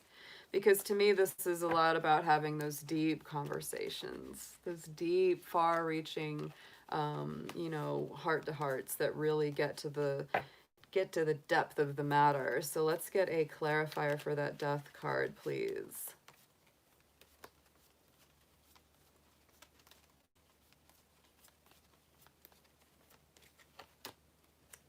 And we have the Sheed, which is the same as the Temperance card in the Green Witch Tarot. So Scorpio energy, Sagittarius energy.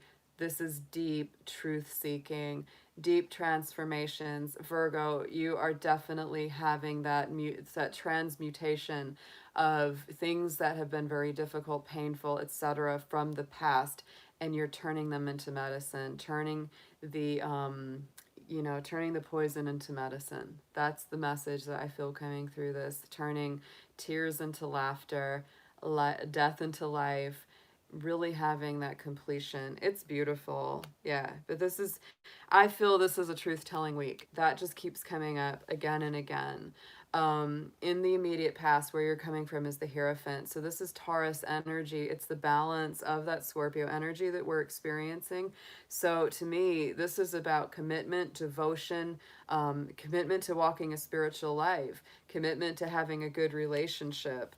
You know, for me, Virgo, it's like there's something in your love life that's going to start going to the next level this week, and that will continue throughout this month. You will definitely feel that. And I think that it's really about committing to yourself, committing to your spiritual path, and then having that, you know, vibrate and radiate out into your relationships as well. So let's get a clarifier on this Hierophant.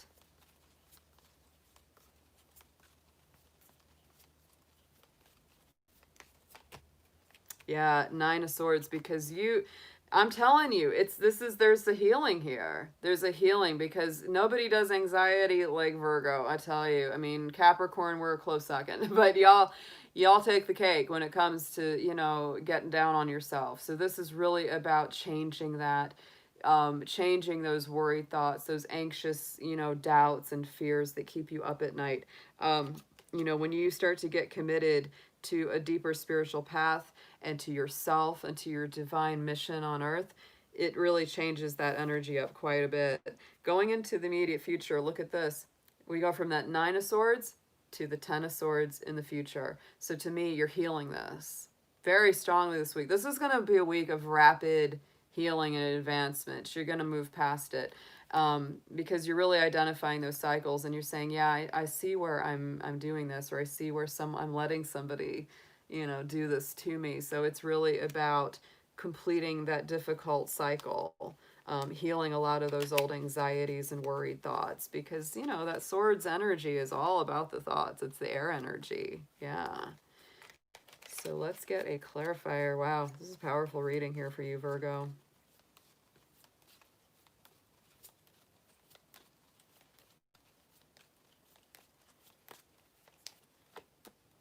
Look at that. Oh, Ace of Pentacles. So Virgo, do the work this week. This is strong. This is like a big manifestation, a big blessing from Spirit on the physical level. It's very tangible. It's very palpable. I really do feel that. Yeah, I do feel that. It's like you're doing some super healing work, and I think by the end of this week, end of this month especially, you're gonna feel that. You're gonna feel it. Look at that, it's your card. Check it out. Nine of Pentacles. Nine of Pentacles here with the pumpkins. Yes. Minor Arcana Empress, Minor Arcana Queen of Pentacles here, because this is about you being grounded, balanced, self-assured, you know, confident, all of that, feeling like, you know, you've really got that pumpkin patch growing. It's very, very strong, Virgo. Ooh, and then, yeah, Seven of Cups. You got a lot of choices. You've got a lot of things to decide between, perhaps, right? A lot of emotional decisions coming up on the horizon there. Let's get some romance angels on this for you, Virgo. Let's see 3 of these for you.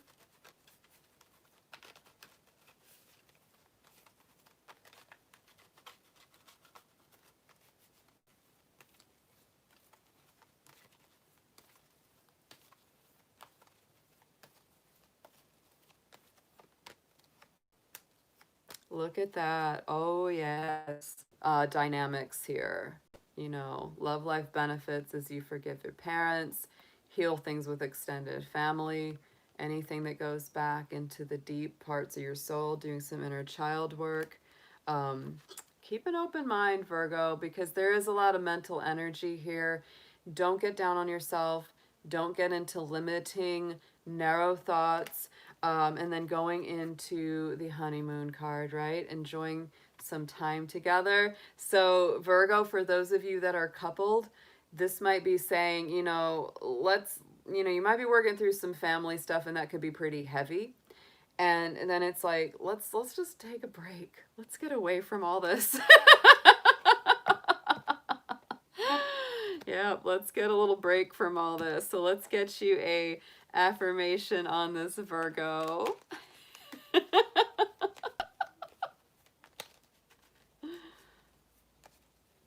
Y'all cracking me up in the chat.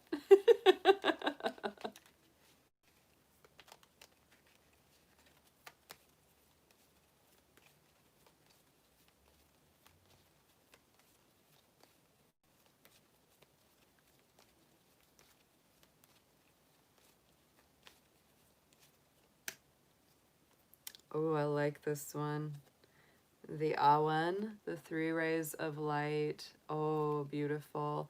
Balancing male and female energies, peace and harmony. So this is about, yes, balancing the divine feminine and masculines, balancing the two sides within yourself as well. Beautiful. Finding that middle ground, right? Getting to that middle ground. Oh, beautiful. Nice reading, Virgo. Very nice. This was good. This was really good. All right. Yeah, Amber, we're gonna do a Vegas vacation with Amber at some point. As soon as we can, right? As soon as we can. I think this would be very fun. Have a Scorpio dragon planet party in Vegas.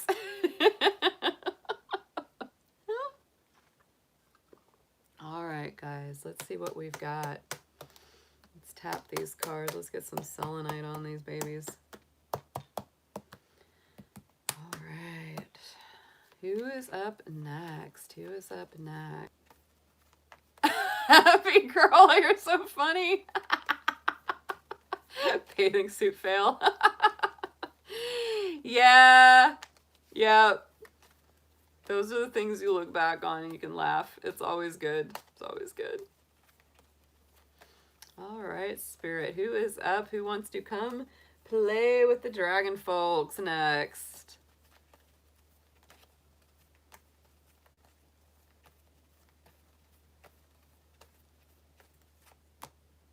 Gemini. Ooh, our Gemini is in the house. Here we go. Our little thinkers. Our little talkers. Jacqueline's got herself a little Gemini. She got herself a little Gemini. Oh, yes. Oh, Coco, you got it. You knew it was going to be Gemini. All right, guys, let's see what we have for our Gemini Sun, Moon, Venus arising in love and romance. They're this week of October 2nd, please. For all of our Geminis, whether single, coupled, in separation, etc., whatever your situation, take it as it resonates. If this does not resonate with you, Gemini, check the placements on your personal chart. See what planets are in what signs for you personally. You are going to get a lot more out of these readings than any readings that you watch on YouTube that way. And hello, Sarah. Good to see you in the chat. Thank you for joining us. Yes. Let's get a keyword for our Geminis first, please.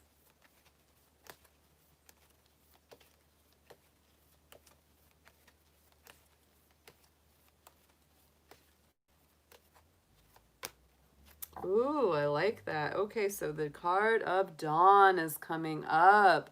The light after the darkness, Gemini. So my Geminis, you might have felt for a while that you've been in a place that's been very heavy, very tough. You've been working through some really difficult stuff. And this week, this is a week of the light coming out after that journey through the dark. So very, very nice. I like that.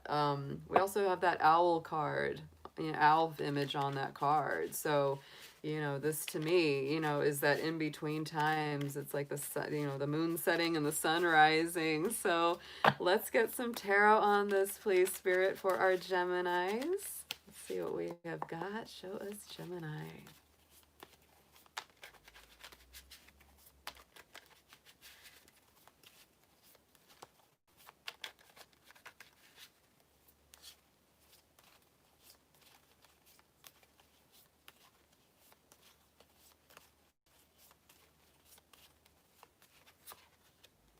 Ooh, nice. Wow, Gemini. Very nice cards coming up here. So right in the center, here you are as the Queen of Pumpkins, that Queen of Pentacles. I love her little bunny rabbit sitting there.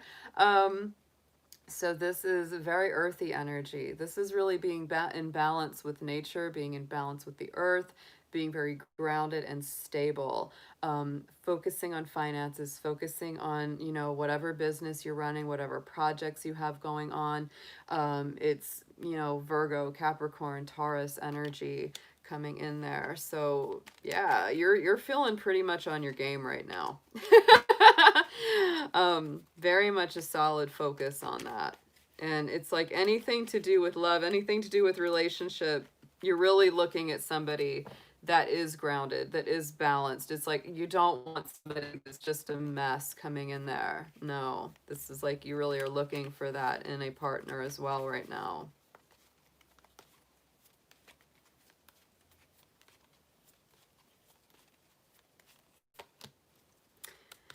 Yeah, Four of Chalices, Four of Cups. Oh, Gemini. And it's like there's a part of you that it's like you feeling a little bit like maybe a little bit of life has been passing you by.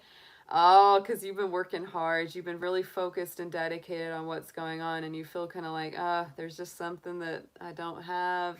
You might even be missing it, There might be somebody coming around and you're not seeing it because you have a very specific idea of what that looks like. So Gemini, use your intuition on this, whether or not you want to keep a more open mind around it, right? So in the past position, 10 of Pumpkins, 10 of Pentacles here.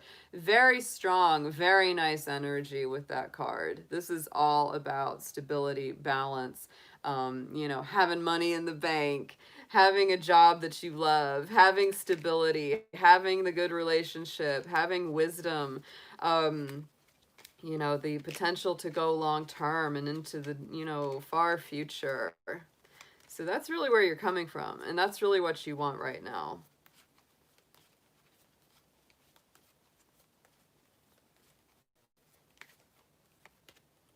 Yeah, and it's something that you've been very worried about. We've got that Nine of Wands. Got that Nine of Wands, guys. So it's like this is something you feel like, am I getting that? Because this is what I've been wanting, praying for, hoping for, crying over, stressing about. I feel like right now, in a lot of ways, if nobody has been able to step up and help contribute to that, you're doing it yourself.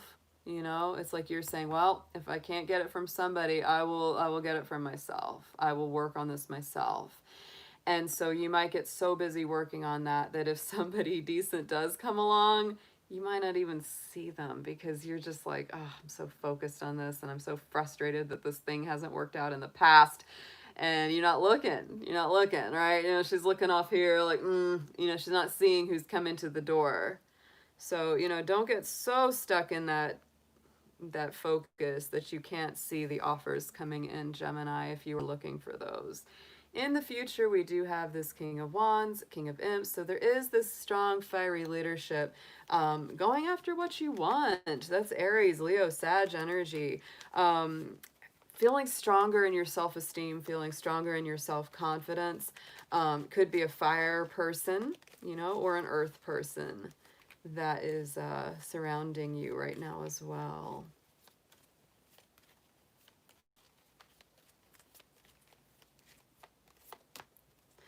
Ace of Pentacles on this. Look at that. So Ace of Pentacles. Gemini, couple things that I feel very strongly about this. Number one is rebuilding your self-esteem, your self-conscious, and just feeling very strong within yourself. Very much that go-getter kind of energy. And there is that Ace of Pentacles. That's like the master manifesting card. So it's like things becoming really tangibly visible and feelable and, you know, all of that. You know, this is very nice. Very nice energy. So there's either somebody coming into your life with a very fiery dynamic offer, or that kind of energy that's just like, I want you, Gemini. You have to decide whether you want to, of course. But that, you know, that's something that I feel. There's something very fiery there.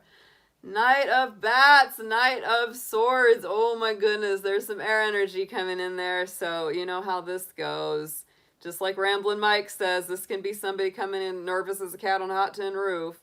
Could be somebody from the past sometimes, but if it's not, this is new communication, new ideas, new mental energy coming in. Ah, we don't want it. There's 7 of Swords. He didn't go away for long, did he? There he is, old sneaky. I feel like for a lot of my Geminis, this could be a choice between a couple people. This could be a couple people. There's the straight shooter, and then there's old sneaky with that yeah. There's old sneaky coming in there. So watch out for this. I'm telling you, so many, don't take it personal, Gemini. We got a lot of that guy coming around in these reads this week. He took a break. He was in the first 3 reads, and he took a break for a few, and now he's back.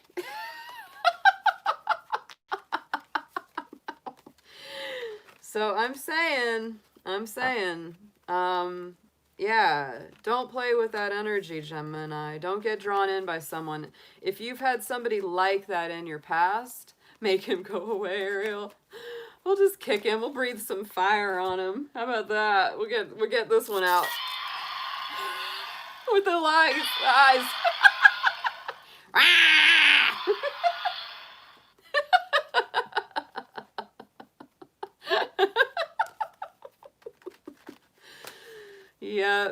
Yep. So that's the way we work it here. We roar at him. Breathe some darn dragon fire on that guy. But yeah, Gemini, you could have a couple options here. You could have a couple options. Do a little investigating. Telling you, Mercury is your ruling planet. It is in Scorpio this month. So Gemini, you've got the powers of investigation on your side right now.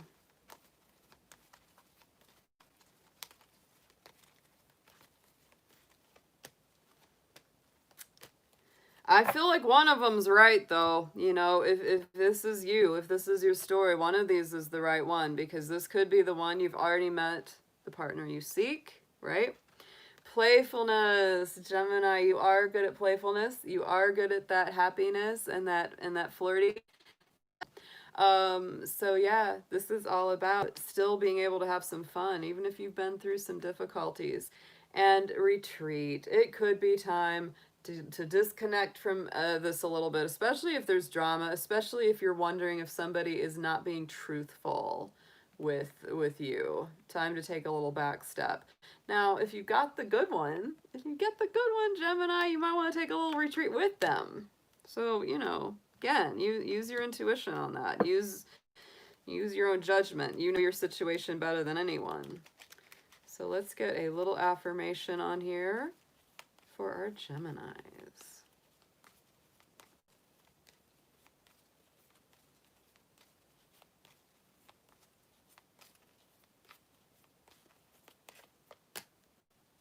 Ooh, yeah, I like that. See, look at this.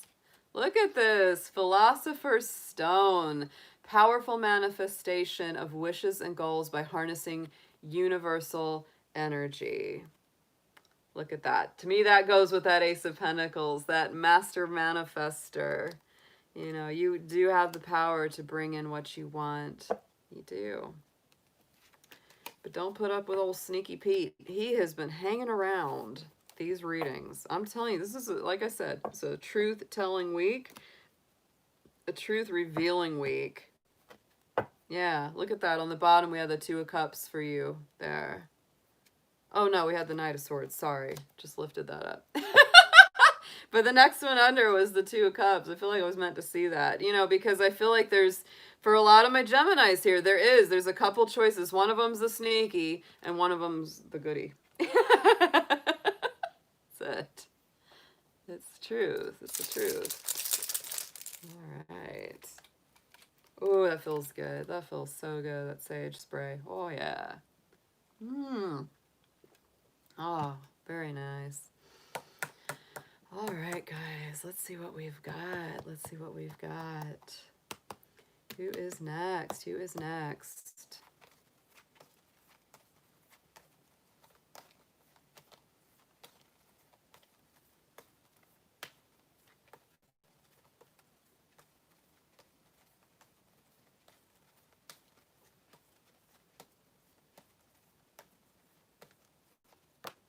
Scorpio.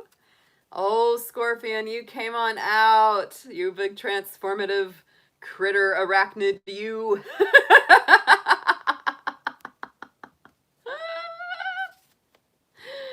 All right, Scorpio, let's see what we've got for you this week. Oh my goodness. Scorpio, Sun, Moon, Venus, Rising, Spirit. Let's see what we have for our Scorpios, whether single, coupled, in separation, whatever their situation may be. And Scorpio, if this does not resonate with you, check the placements of your personal natal chart, because you're going to get more info by knowing what signs your other planets are in. Let's get a keyword, please, for our Scorpios for this week of October 2nd.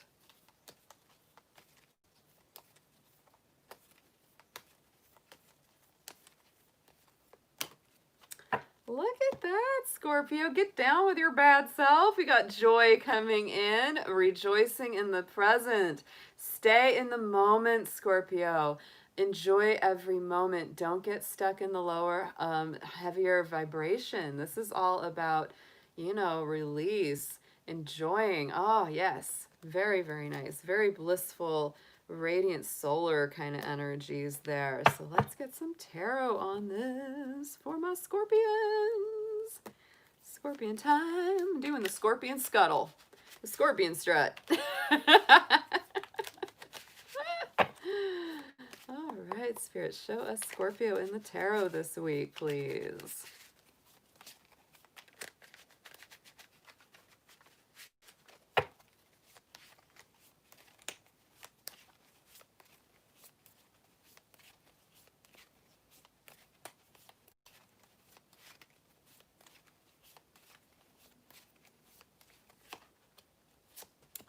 Yep. Oh, okay, Scorpio. You are definitely doing some emotional release and retreat and letting go, moving on forward. Eight of Cups, Eight of Ghosts, the same in the Halloween deck. So to me, this is all about you. Whether you're leaving someone behind, whether you're just saying this just isn't working, I'm not getting my wishes fulfilled, I'm not getting what's really, you know, what I'm seeking, so I'm going to take a back step. I'm going to keep going. Sometimes this can be about going to the next level in a relationship because you're leaving old baggage or old bad routines behind, right? Yes. So let's see what clarifies this card.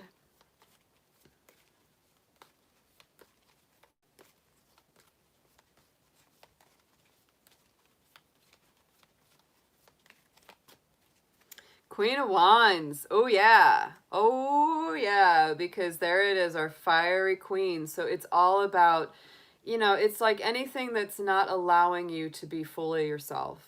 That's what's being released here. And if it's a complete relationship, it might be. Sometimes it really just means you're stepping away from it. And look how worried they all are. They're like, oh no, Scorpio's getting out of here. You're like, yep, I'm done. Bye. See ya. And they're just like, uh-oh. We pissed off the Scorpio.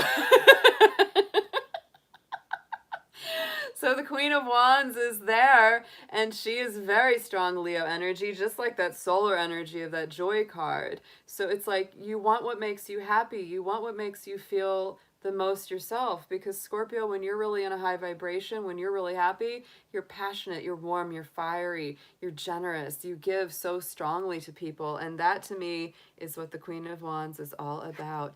In the immediate past here, where you're coming from, 10 of Wands, 10 of Imps. So it's like you really are just like Capricorn is doing this week, doing some wrapping up of old burdensome cycles. One more hike up that mountain, you'll be done getting it all together, but definitely setting something down that's been weighing very heavily on you.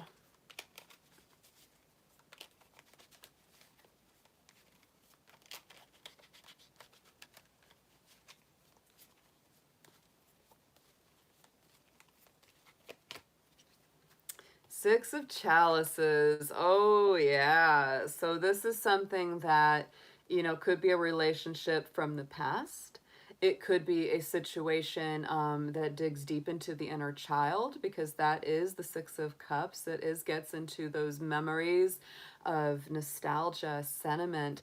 It's usually sweet memories, though. It's usually really good memories. And so there could be, yet again, just like with the Capricorn, it's like you're having to wrap up some old stuff, some old burdens in order to come back into this sweet place, right? In order to come back into that good place of your life. There could be something as well that's blocking a reconciliation of some kind. Either you have to wrap something up or they have to wrap something up. But definitely right now in the center, I feel like it's like I'm just, work it out. Work it out for yourself. You're gonna work yourself out. They need to go work themselves out. That's a very strong energy there. So Temperance is what's on track for the future this week. It is Sagittarius energy. And so to me, again, this is in line with that truth-telling aspect that I'm feeling this week.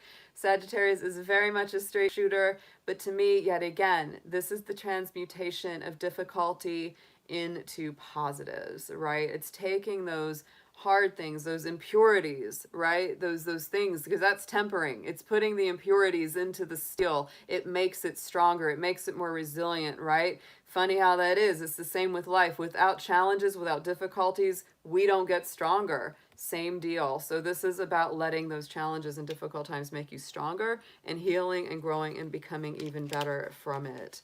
Woo! Yes, yes, yes, yes. And we got another queen. We got another queen. Queen of Cups, Scorpio. So, Queen of Cups is my Scorpio. Absolutely. She is the most Scorpio alignment to me. Can also be Pisces and Cancer by proxy, because this is water, but she is the most strongly aligned with our Scorpios. Yes, she is, because she keeps that lid over top of that cup. She doesn't release every single thing that she is feeling. She's working on that within herself. So this could be a week, Scorpio, ahead, or even a month ahead, where you really are pulling your energy back to focus on yourself, to focus on your own creative prospects, your own pursuits, the things that you really love. Ooh, we got the Six of Wands, Six of Imps on the bottom here. So victory, success, triumph. Knight of Wands, yes, more Sagittarian energy. So I feel like there's a lot of movement here. A lot of truth telling here. This is really going in the direction of honesty, openness, letting the past and your difficult challenges make you stronger. Yeah, this is beautiful though. And I feel like, if you do that work, and if you're a prospective person, if this is somebody that you're in separation from, if they do that work, things can come back. Things can come back to that Six of Cups, that really beautiful sweet spot, right?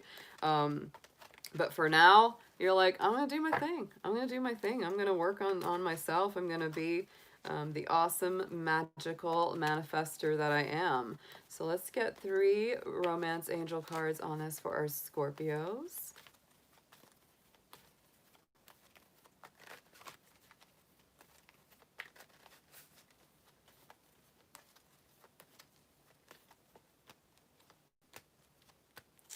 Yes. Oh, getting to know each other.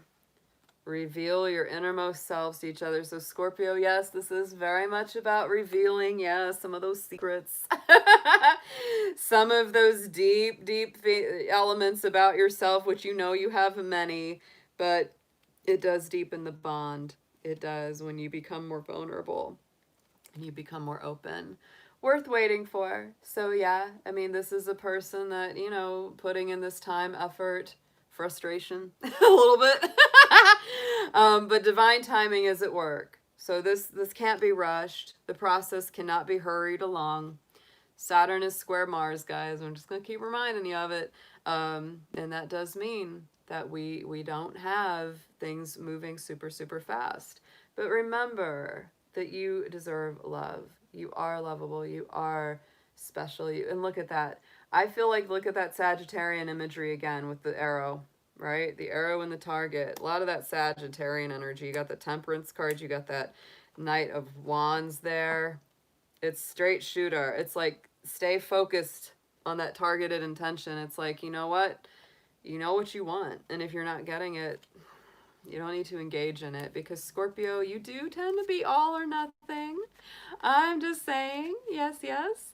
And so, you know, when you devote yourself and dedicate yourself, it's 110%. It's 110%. Oh, I know. I see your comments. I know. The divine timing is tough, but that's very much where we are. It really is. Whew. All right, so let's get an affirmation for Scorpio on this, please. Thank you.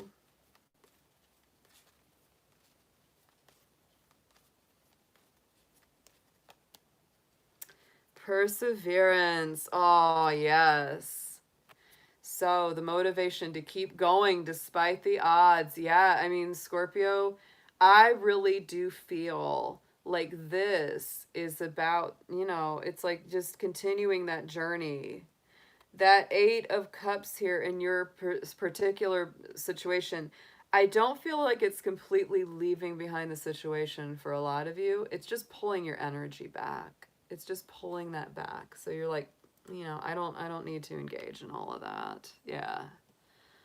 Oh my goodness. Scorpio, this was a great read. It's very powerful. Very powerful stuff coming through. And remember, joy. Joy, lighten the energies, lighten your energies, Scorpio. Don't be so heavy this week. We do need a fire dragon get together. Oh, I would love that so much. I love it.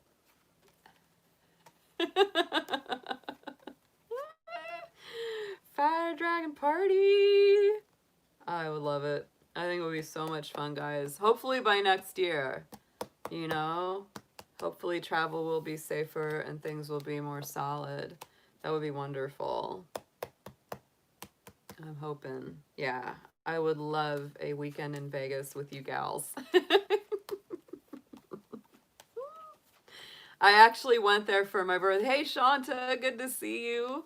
Oh, thank you for being here. Yeah, I went to Las Vegas for my birthday earlier this year in January, because that was actually where my solar return was best astrologically. It was better on the western side of the country this year. So I do often travel for my birthday for my solar return, because that's the yearly chart that you get every year on your birthday, and depending on the location, just like with your natal chart, shows the energy that will be. And so I'm really glad I did it. I am so glad I did it. I went with one of my best friends, Natrina. She's a Libra. And we just had a good time. We went to some shows and we ate good food, and we slept a lot, and it was just great. It was really good. So I love it because I'm such a late nighter. I'm a night owl, and Vegas is a little like New York. It never sleeps. And like, if you want something awesome to eat at 3 in the morning, you can go get it. It's no problem. So that was really good. There was a little restaurant, you know, in the hotel. We stayed at the Sahara, and there was a little restaurant down there, and the waiter was so sweet. and very, very nice. And just, I would go down there and he would fix me up something good. It was like, oh, this is great. On my birthday, like the first thing I did, I went down there and I got this amazing piece of carrot cake. That was my birthday. Like when it first turned January 19, I was like, I'm getting my carrot cake. I'm gonna have it. Yep, it was great. I would totally do it again. And the prices are good too. That's the thing about it. It's not real expensive to go out there, and they're always running specials at the different hotels, so it's not expensive. And I'm a goat. I'm not a gambler, so it's like, there you go. All right, guys, let's light it up again. Let's do this. Let's do this one more time. That's my Nicki Minaj, my Sagittarius. I love her. Starships were meant to fly, claws up and touch the sky. Let's do this one more time. All right. Let's get it. Let's get it. Okay, who is bringing the next card here? Who is our next sign for today? Yeah, me too, Amber. I love her. She's so funny.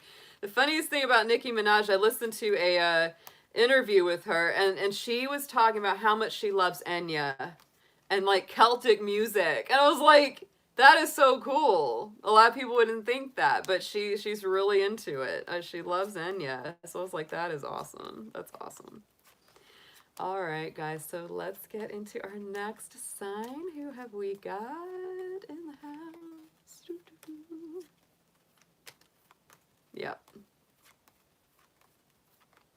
We're going to do it. We're going to do it. Fire Dragon Meetup Party. Hosted by Amber. Hosted by Amber. I've never been to Hawaii either. That would be amazing as well.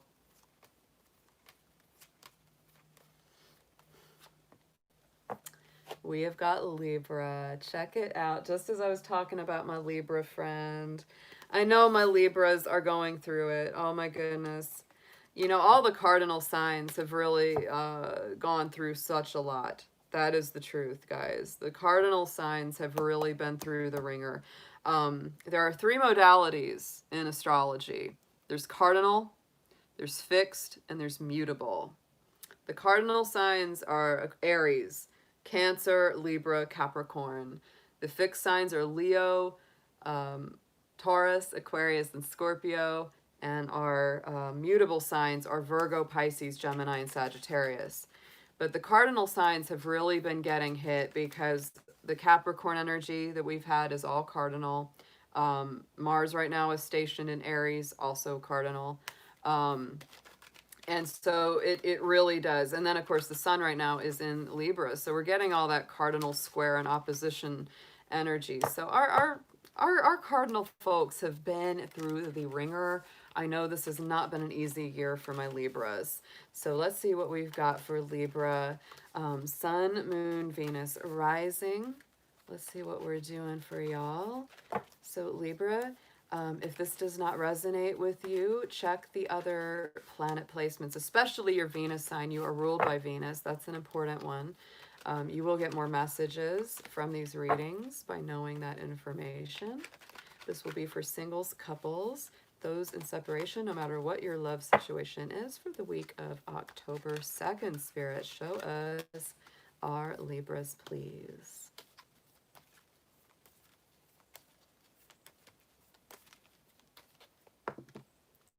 Oh, look at that. Yes.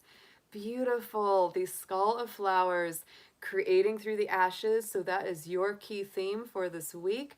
To me, this is like almost like that death card. It's like birth, transformation, phoenix from the ashes. It's like even though things have been, kind of burnt to the ground, still creating even through those difficult processes, Libra. Wow. So let's get some tarot on this for you guys.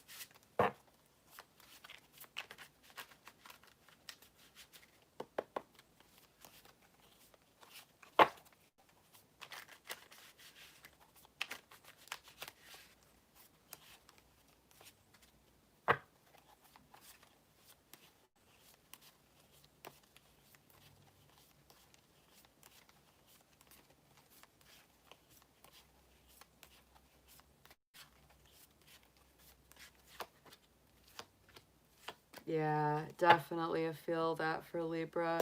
So we have this Four of Cups right here, right in the center.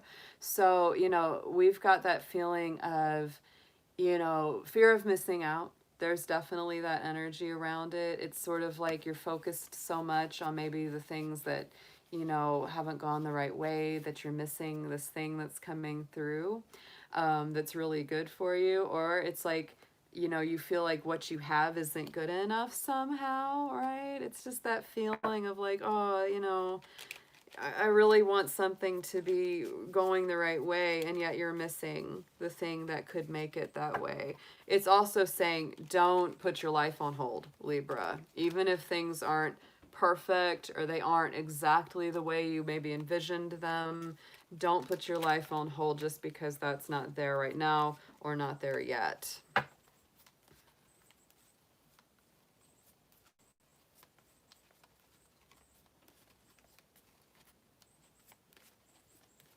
This could also be for some of you just waiting. It's like waiting on someone that, just isn't giving you an answer right now or isn't giving you what you are seeking right now. So the Holly King that's our Hermit card in this Green Witch Tarot. So to me, this again, it's doing some inner work. You might be on your own right now, Libra. I know it's not your favorite place to be, Libra. You are a sign of partnership.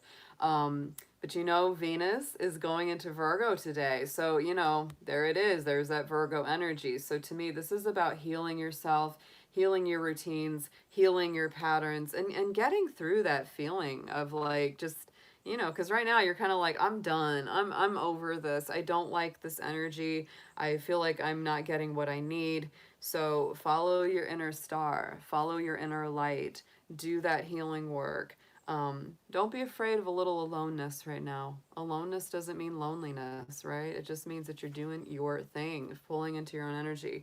Ace of Bats, same as Ace of Swords here. This is where you're coming from. So, you're coming from a place of wanting clarity, wanting decisions, wanting victory, wanting to get through all of the vague, cloudy nonsense, all of the BS. So that's very much where you're coming from. And that's probably what's frustrating you, Libra, because you really want some strong, decisive action and communication. You may not be getting it. And so it's time to pull your energy back in a little bit, do some healing work on yourself, do some healing around that love dynamic that you have going on. So let's get a clarifier, please, for this Ace of Swords.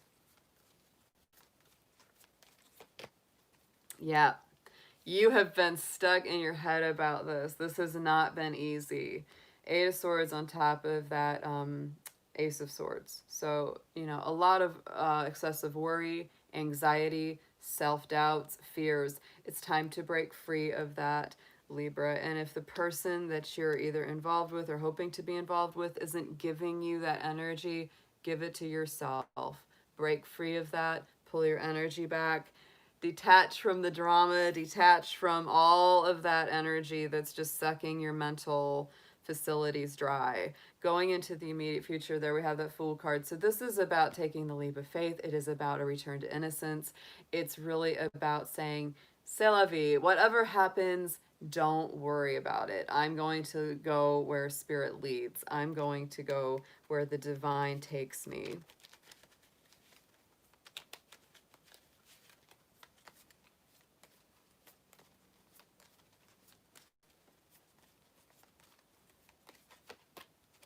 And look at that, Ace of Wands. It's a very blessed decision. So, Libra, I feel like when you detach from whatever is the difficult situation, whatever is the hard choices you're making, it's like there's that Ace of Wands, passionate new beginnings, passionate feelings returning, um, just feeling that joy of life coming back, that revitalization, of life kind of being exciting again. It's like, but you can't get into that energy when you're just reliving the old stuff again and again, or hitting your head against that brick wall and not getting an answer.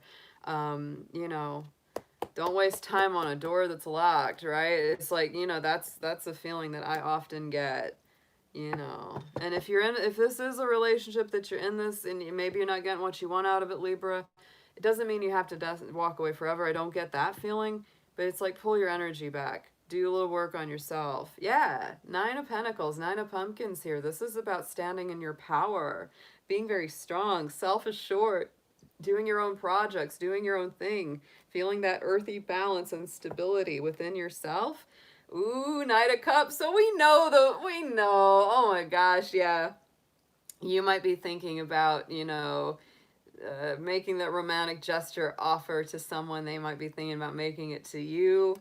Either way, use your judgment here, Libra. If you feel like you've extended your own energy to this situation or person already a lot, like I wouldn't do it again. That's just my personal feeling. Use your own intuition on this. You know better than me. You know better than anyone what you're going through, but that's just my Capricorn side. I'm like, you know what, if I've done this and this and this and I've laid it all out for you and you still aren't picking this up, all right, bye. Bye-bye. Let's get 3 romance angels on this for our Libras.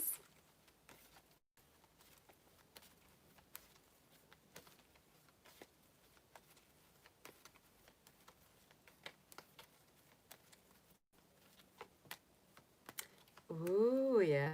It's like we talked about. You know, this it's like sometimes you forgive and you learn and you release the person. Sometimes you do that and it comes back even stronger. Express your love comes up. Says go ahead, make the romantic gesture. Me, I would say use your intuition on this, Libra. You may or may not want to do that. That Knight of Cups is in there, so there's definitely that thought. But Libra, you are a sign that tends to just give, give, give. And if you've been giving too much, it's time to give that back to yourself. Make the romantic gesture towards yourself. There you go. Buy yourself those flowers, Libra. True love is on here. So this could be a good partner, but it may just take a little time. It may take some time to really weed them out. Really take a little time. But I think go with your passion, because that's coming up very strongly with that Ace of Wands. So let's get a affirmation on this for our Libras. And happy birthday to all my Libras too. All the Libras that have just had birthdays or will be celebrating a birthday this month. Very, very exciting.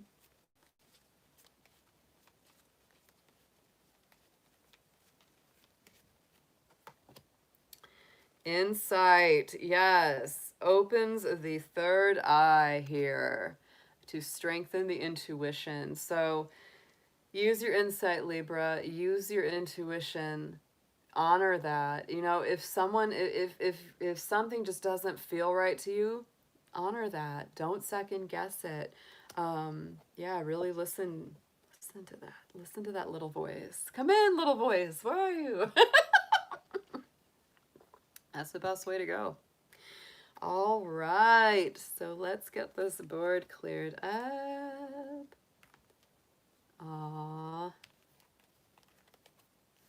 Thank you, Tilly, for being here. I love having you in the chat with our other amazing moderators here. It's wonderful to have you all in the same space. I am so happy you're all here.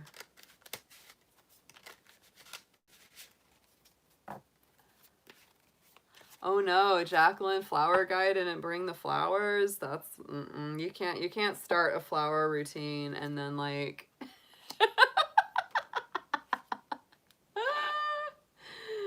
oh my gosh, you can't start a flower routine and then fall down on it. That doesn't work.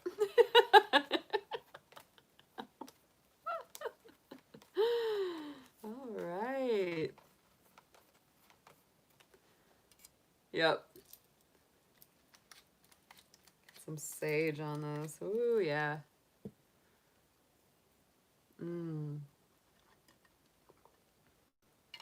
Oh, yeah, we are a good fire dragon tribe.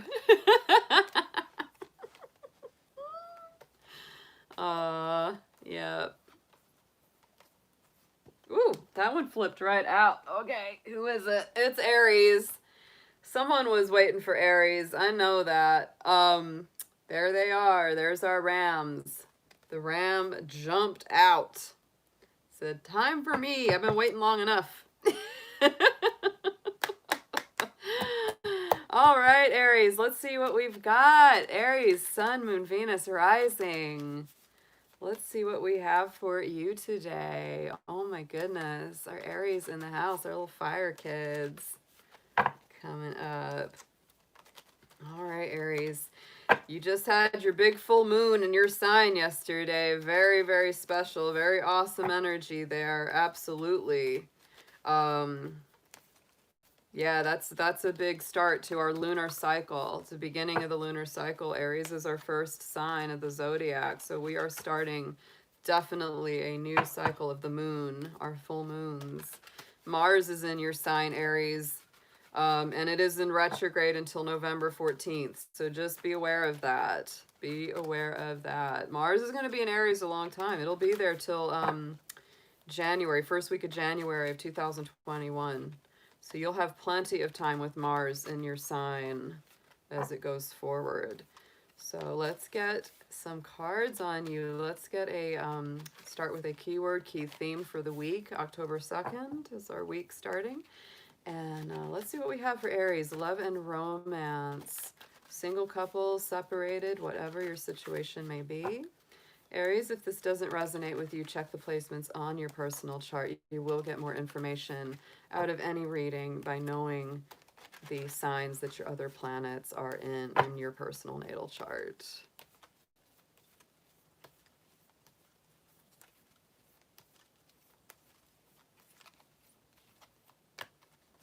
Ooh, I like that. We got the cauldron. We know there's some fire going on with the cauldron action with Aries. Synergy and healing. So very, very nice. So yeah, to me, this is really turning that fire energy up. This is about doing, you know, those rituals, doing that work to start healing, to start synergizing your life into a better place. Wow. Ooh. Making some magic this week, Aries, are we? Uh-huh. All right, let's get into some tarot for you, Aries. Hello, Natalie. Good to see you. Welcome anyone new that's in the chat. Great to have you. All right.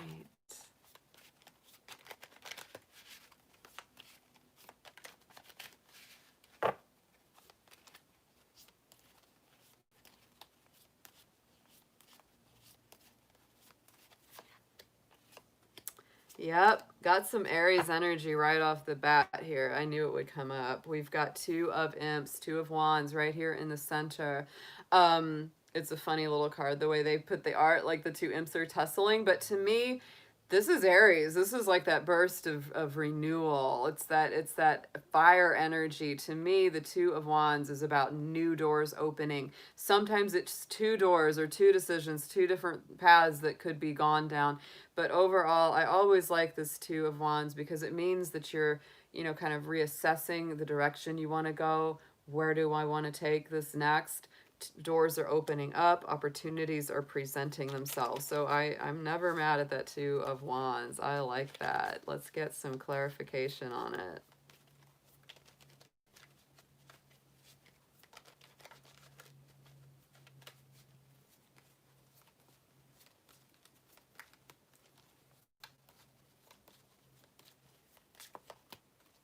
Ace of Pentacles. So, wow. I mean, Aries, these doors that are opening, they might seem like small beginnings. They might not seem like the big deal, but they kind of are, because look at that. Ace of Pentacles is opening up. So these doors that are opening, these opportunities presenting themselves this week, they actually have a very strong potential to go somewhere very tangible, somewhere very manifest, with a lot of good fortune, a lot of abundance attached to them. So for my single Aries out there that are looking and meeting people, you could be meeting some really good folks this week. There could be some really good energy coming in.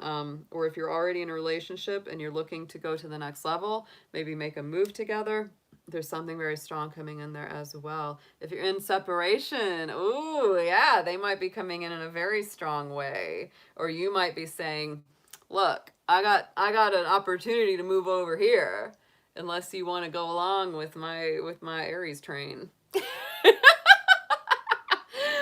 All right, so coming from the Queen of Cups, the Queen of Ghosts here, this is where you're coming from. So you're coming from a very deep emotional place of self-introspection and really paying attention to those deep intuitions and feelings there. Very strong Scorpio energy attached to that Queen of Cups, you know. And Aries, you and Scorpio do share an old astrological bond. You do, because before before Scorpio was ruled by Pluto, it was ruled by Mars, just like you. So there's a little connection there. So, you know, that's the depth. That's the depth that Aries can go to sometimes there. So you've been really mulling over a lot of feelings, a lot of perceptions, a lot of those deep inner emotions.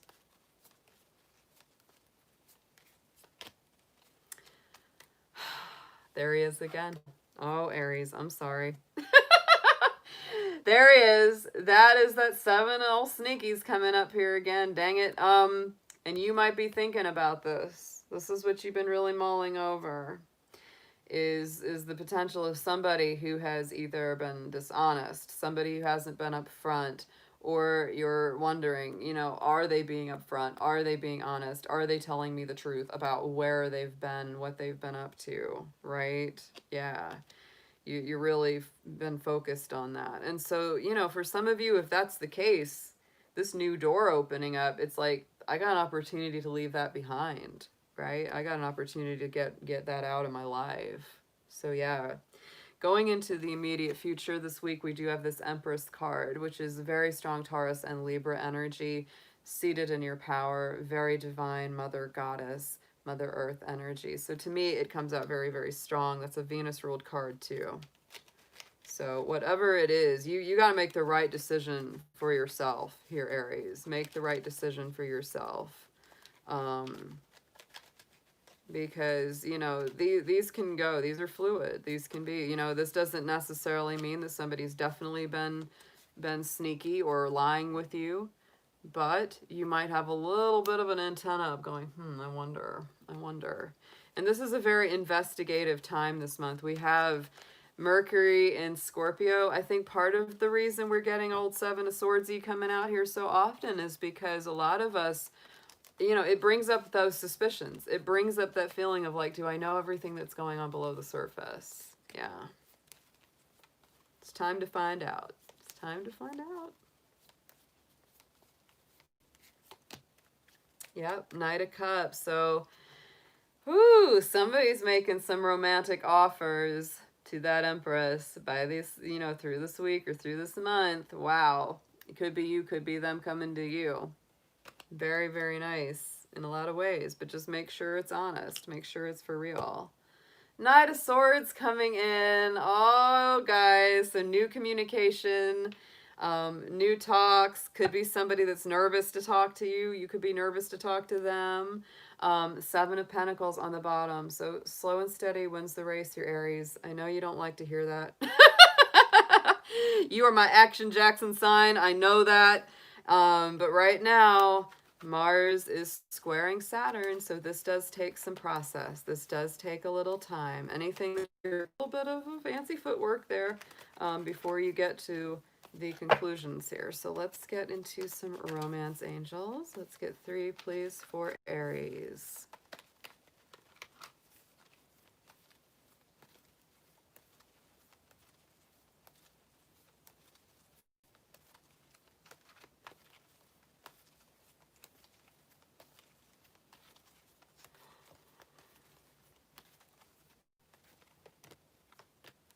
This is coming up a lot. I feel like someone had these same exact cards. Forgiving and learning, you know, letting some things go, releasing and healing the past. Yeah. Anything that's a blockage or a challenge, right? Because like a lot of you, this could be a thing where for some of you, this is letting go of something that is not above board, something that's not for your best. Maybe you've been putting up with someone who is that Seven of Swords energy for quite a while, and you're saying no more of that. Because where you're headed right now is very, very positive. You could have even had a love offer from someone else, and it's really making you reassess the old relationship or something that's not working. expressing your love, being open about your feelings. There's that romantic gesture lining right up with that Knight of Cups, right? True love, romance of a lifetime. So someone in here is good. I feel it's the same. Gemini had a very similar energy, very similar, where it's like you might be choosing between two people, where one of them is this old sneaky Pete, and the next one is much more honest and above board. For some of my Aries, that might be very much the situation this week. Yeah. So let's get an affirmation on this. Wow, guys, some really similar energies coming through. Yeah, I see that. Yeah, uh-huh. Mm-hmm.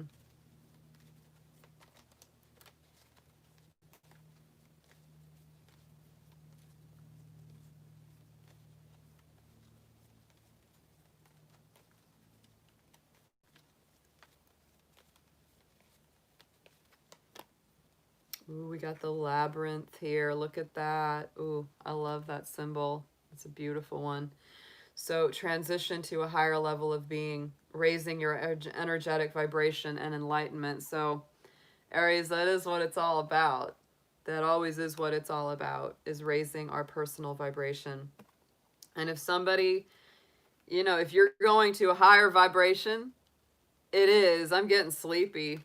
I'm getting sleepy, but the yawning is coming out. I'm not awake yet entirely. You know, I'm a night owl. I'll be more awake later. I'll be more awake later. But that's what it's about, is raising this higher vibration. Because Aries, you know, if you're in a place where you're vibing higher and you're raising your personal vibration, then yeah, I mean, it's true. It's true. It's all about, you know, about that. And if someone that you're with is still stuck in that lower vibe and you're going to a higher place, then they can't come with you because you're up here and they're down there. And it's like, oh, we're going two different ways. We're going two different ways. That's it. Yeah. So it's not something to feel bad about. You raise that vibration, Aries. You keep it high. And if somebody wants to come along, then they're going to have to raise their vibration too. That's it. That's the way it works. That's the way it works. That's right. Or they get the fire. They get the fire dragon in their face. Aries is a fire dragon, I'm telling you. See, every Chinese sign in the zodiac, the Chinese lunar zodiac, they all have an equivalent Western sign, and the dragon in the Chinese cycle is the same as Aries. So I have a little bit of that Aries kick to me too, I'll tell you. That's where that dragon comes in. My Capricorn side can be very patient, but my dragony, fiery Aries side is like, I want it now. I can be patient, but now would be nice. I can be patient, but how about now? I can be totally patient as long as I get exactly what I want. All right, guys, 3 left, 3 left. Who is up? Who is up? Who do we got? Who do we haven't done? Let's see.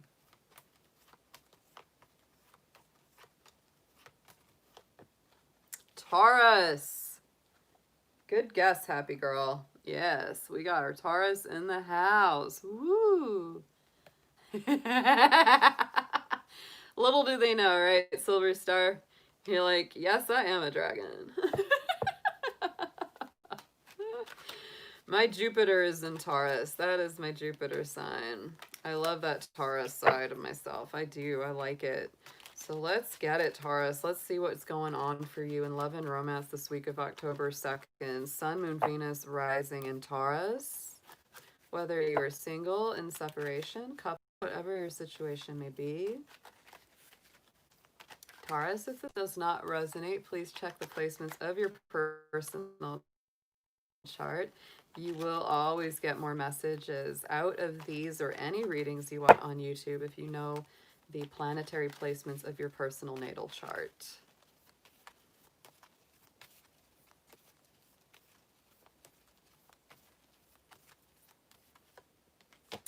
I love it. Oh, Taurus, your Key theme this week from the Halloween Oracle is the Black Cat. Fortune meets opportunity. Ooh, I love it. So check that out. Check that out. Ah, nice, nice. A lot of magic with that, right? A lot of magic. If you have pets in your life, that may be very important this week.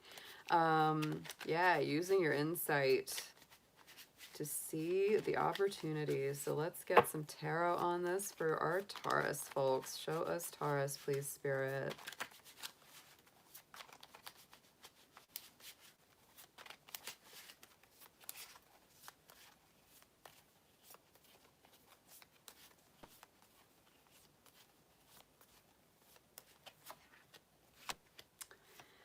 I'm telling you. Okay, so Taurus, you and Scorpio have a very strong sort of balanced connection this week. Mercury right now is moving through the sign of Scorpio, so it is doing that balancing act against your personal signs. So right in the center, we have got the Death card again. So this is Scorpio energy right in the center. This is about transition, transformation, deep inner psychological and emotional healing and work. So that is a very strong card coming through this week for you.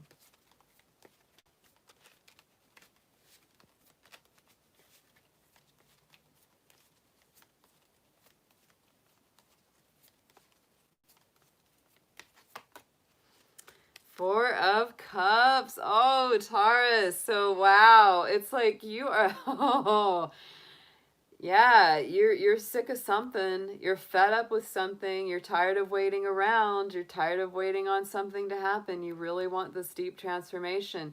You don't want to make small talk with anyone. I'm picking that up. Ooh, you don't like surface level this week. It's like talk to me about things that are deep, meaningful, important, profound, and real. I'm not putting up with any just I don't know, chit chat about the weather. That's really what I feel here very strongly. Also, Taurus, don't put your life on hold. I always say this is a card of life anyway, because you may feel like, oh, I'm waiting for that one thing, I'm waiting for this, I'm waiting for that or the other to get moving forward with my own life and my own transformation. Don't do that. Go ahead and transform anyway, right? Here's where you're coming from. Here's where you're coming from is this King of Cups, King of Ghosts. This is Pisces, Cancer, Scorpio energy.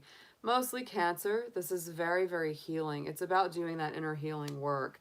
So emotionally, Taurus, I feel like you are coming from a place of doing that. You know, it's like you're really honoring your inner emotions, your inner healing work that needs to be done, especially on the heart chakra, the solar plexus, and the third eye. Those are the areas that that card is all about.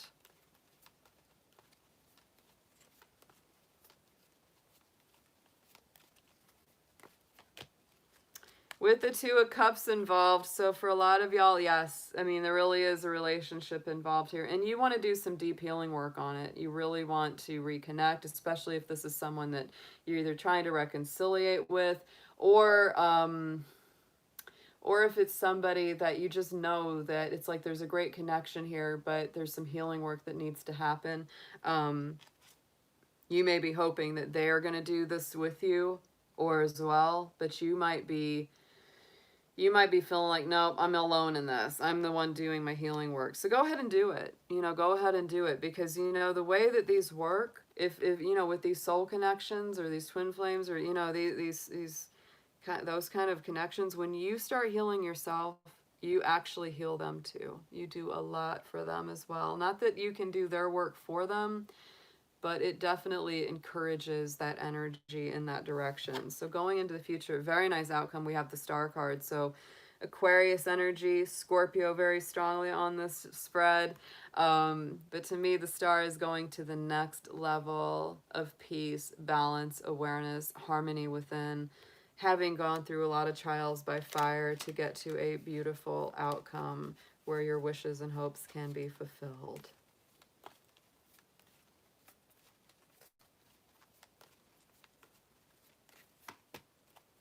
Yeah, look at this again. We have yet the Death card again, guys. So here we go. Very Scorpio week. Very big week of transforming and moving past old limitations, old ways of being. Very, very strong. Very intense, guys. This is an intense week for Taurus. Very powerful. Hanged Man, yeah, you may have been in a challenging situation or trying times for a while, Taurus. The Hanged Man is all about going through those cycles. And even if they're challenging or uncomfortable for a while, they do bring enlightenment ultimately. Knight of Wands. So there's again our truth teller, our Sagittarius, our intense movement forward. This is definitely that desire to take action on something. You know, you don't just want to sit around forever. That's that Four Cups, sitting around waiting. You don't want to do that anymore. All right, let's get some romance angels on the spread for you, Taurus. Let's get 3, please.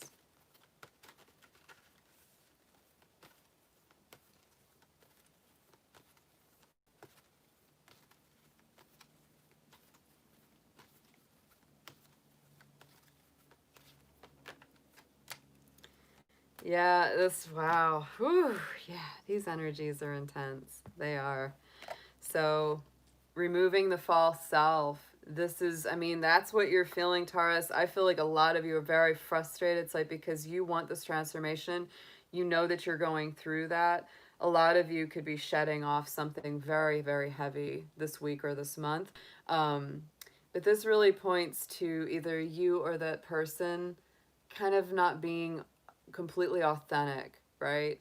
And so if it's you, it's like, let's take that mask off. Let's take that off and let's be, you know, emotionally vulnerable and naked with each other. And that's what you really want. That's what I really feel. And if they're not willing to do the same thing, it's very frustrating for you. That's not cool. Like, you know, and there we go. Clearly decide what you want so that it will come to you. You need to make that decision. It's like, what is it that you want? What is it that you truly need? Because when you do that, you're gonna raise that vibration. You're gonna change that energy. So heart-to-heart conversations. Honestly discuss the feelings you have with each other, because you can't. Yeah, I mean, it's like take off the mask, clearly decide, and then, you know, share that information. Very important here, Taurus. So let's get a little affirmation on this for our Taurus, for Taurus in the house.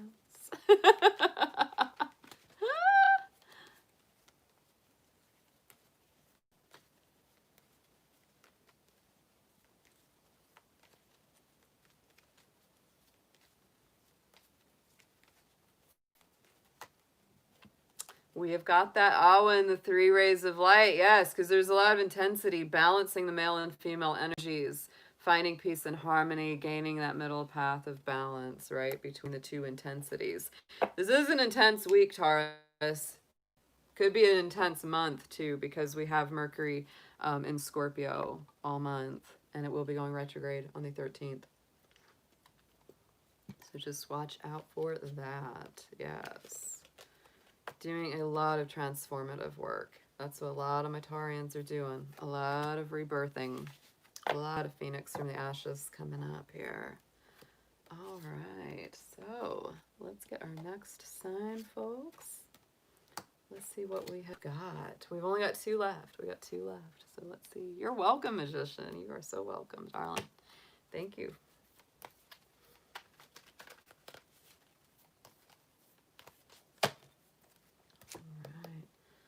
Do a little sound vibration here. Let's ground. Let's ground. Let's use our earth fork here.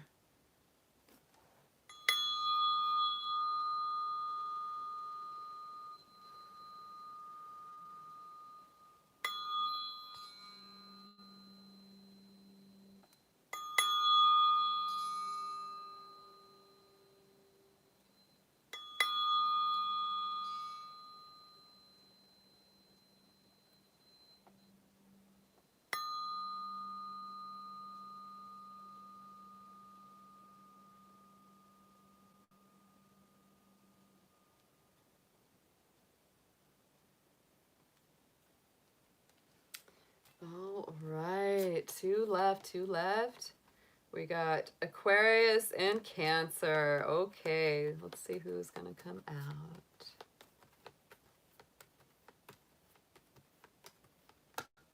All right, it is Aquarius. So Cancer will be our final sign of the day, y'all. That will be our last one. So Aquarius, you are up. Let's go ahead and get you a key theme for this week ahead of October 2nd. Aquarius, Sun, Moon, Venus, rising signs. For love and romance, please, Spirit. Let's see what's going on in their love life. Whether they are single, coupled, in separation, etc. Show us Aquarius.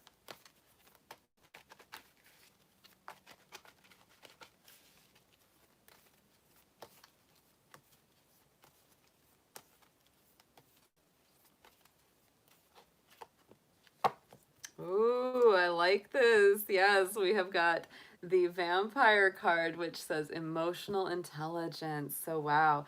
Aquarius, you are a very intellectual sign. And so, this is really about using your mind, using your intellect for something deeper than just, you know, worry or just, it's like really using your emotional intelligence and intuition around whatever situation is coming up for you this week. So let's get in making smart emotional decisions. That just came to me too. Yeah, making intelligent emotional choices. Good choices for your heart. Good choices for your feelings. Yes. Honoring those emotions when you have those insights about something. All right, so let us get some tarot on this. For Aquarius, please, Spirit.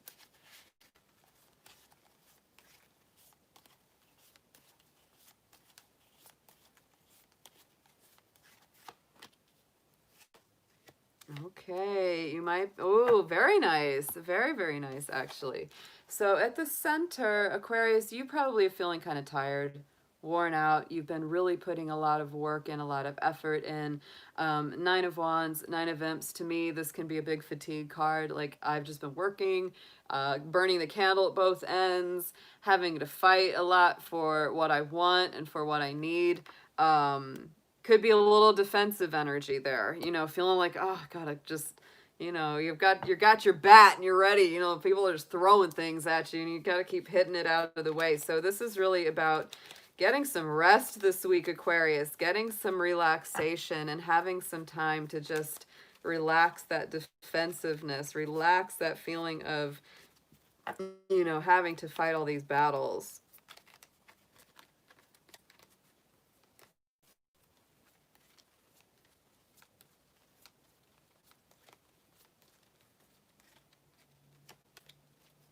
Yeah, look at that. We have got a Tower card on top of this. So Aquarius, this could be a week of action, a lot of stress, a lot of movement coming in. Could be around your love life, but could be affecting your love life too. Like if you've got a lot that's happening, a lot that you're handling, a lot on your plate, old structures falling and collapsing, you know, things that are being rebuilt or big changes being made. Yeah, that can make you feel tired. That can make you feel worn out. Just keep that in mind. Just keep that in mind. That to be at your best in a relationship or for someone else, it's like you've got to give yourself some relaxation, a little time, and healing and space. So in the immediate past where you're coming is the Five of Pentacles. Maybe feeling very cut off from the person you love or from the person you want to be with. There's that feeling of being detached from the divine. But to me, this Five of Pumpkins, and it's like, look at this, you know, she's like, come on, let's go. We're going to go find the door around the other side. If that's closed, then go find the door. So Aquarius, if you're feeling kind of cut out or cut off, it's time to make a little more effort to get that connection that you desire. So, you know, speak your truth, speak your mind. If it's a long distance thing, this is about really using, again, that emotional intelligence to connect, So let's get a clarifier there. Yes, it is all about the love, Aquarius. We have the Two of Cups. So, aw, you might feel really like far away or somehow distanced or detached from the person that you really want to be connected with, or make a plan, you know, going forward. to be with them, to connect with them. Very strong, but this week is not bad. Look at that, your own energy coming out here with the Star card. This is our Aquarius card. So Aquarius, I feel like by the week's end, you're feeling a lot more empowered. You're feeling a lot better. You're overcoming a lot of these kind of challenging or unexpected events or upsetting or, you know, chaotic situations that may be happening this week that have had you kind of on edge.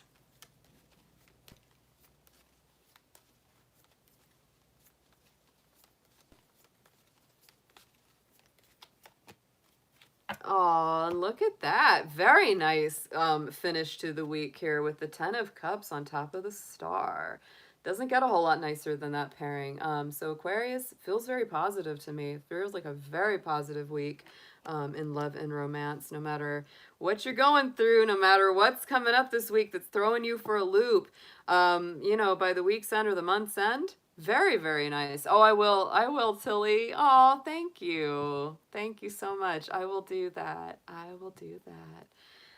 So King of Wands is on the bottom. So this is definitely taking action about going forward, about making those big moves towards your goal. And Seven of Pentacles, Aquarius, this takes time, but it doesn't mean not to work on it. Look at that, you know, taking it one day at a time. Things are gonna work out. Things are gonna work out. That's the feeling I have with this. It's like go towards what you want, but also realize that divine timing is at play. And so, you know, it can take more time than you would like it to. But just stay busy. Focus on the task at hand. To me, the Seven or the Eight of Pentacles is very much about, you know, working at things as they come into your sphere of awareness, right? It's like, okay, I'll work on that. Not worrying too much about the future, right? Not dwelling on the past, but staying very much in the present, very much in the now. So let's get 3 romance angel cards on this for our Aquarians.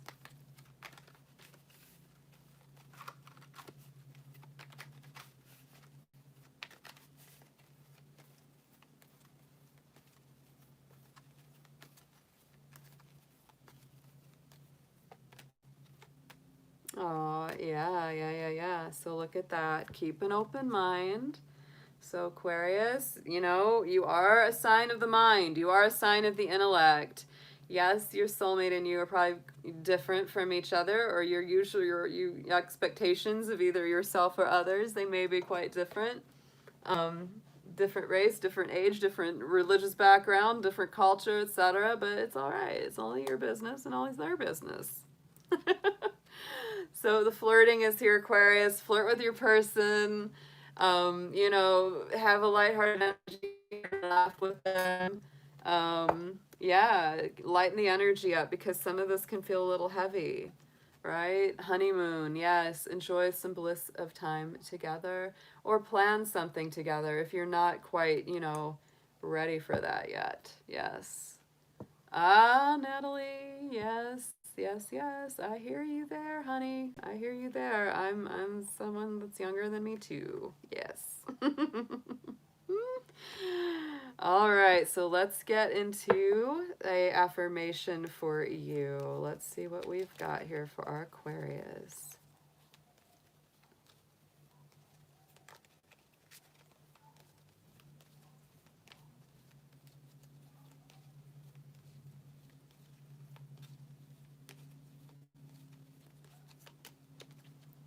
Little luxuries. Oh, I like this. Yes. So generates luxurious experiences and surroundings. So Aquarius, be good to yourself this week. You might want to just treat yourself to something. Doesn't have to be huge, right? It's a little luxury, not a massive luxury. Just, you know, do something nice for yourself this week. Give yourself a little gift. Do something good for you to help you feel better. Yeah. All right. So we are on our last sign of the day, guys. Here we go. Let's get the energies cleared out here. Let's shake it out. Ooh, feels so good. Yes, I love this. All right, we got Cancer up. We got Cancer in the house. ready for our moon ruled sign here. We just had our big full moon yesterday, so definitely is an energizing time for the Cancers out there. So let's get into it, guys. Closing up our day today with our Cancer folks. Let's see what we've got. Spirit, Sun, Moon, Venus rising for Cancer. For love and romance, whether separated, coupled, or single, whatever your situation may be. Cancer, if this doesn't resonate with you, do check the placements of your personal astrology chart. That way you will get even more messages out of this by knowing the other signs that are at play in your own persona.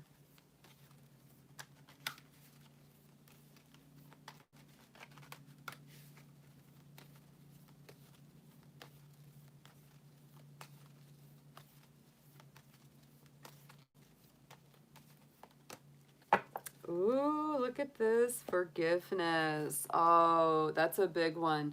Especially for Cancer, Capricorn, those signs have deep, long memories. Yes. So reducing burden, getting rid of the burdens, the heaviness. I always like it what Ramblin' Mike from Ramblin' Mike's Tarot says about forgiveness. You know, forgiveness isn't for them, it's for you, right? Because a lot of times people don't even know if you forgave them or not. It's really for you. It's for your own peace of mind. It's for your own well-being, to let go and release, because it will lighten your burden. It will lighten your energy up. It's very, very true. Forgiveness is key. It really is, and it actually helps you live longer. It does. It helps you, it just helps you not get sick, because if you're carting around all that resentment and all that stuff, it's like, ugh, you know, it's rough. So that's very strong for you, Cancer, coming in. Let's get into your tarot. Let's see what we have. Spirit, please show us Cancer for this week of October 2nd.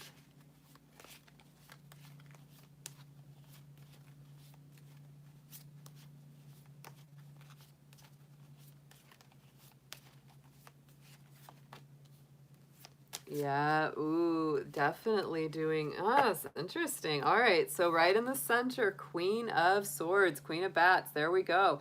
So this is all about cutting things out that just aren't good for you anymore, making a very strong mental determination to say, you know, if you're playing around with my heart, if you're messing around with me, you know, maybe I really care about you, but I've got to use my better judgment and get rid of that from my life. So it's very strong this week. Could be also some air energy. We've got that Gemini, Libra, Aquarius coming in with the Queen of Swords, but she is, to me, very Libra. This is all about fairness, balance, justice. She's a little bit like that Justice card, right? So it is. It's about getting that balance and harmony back.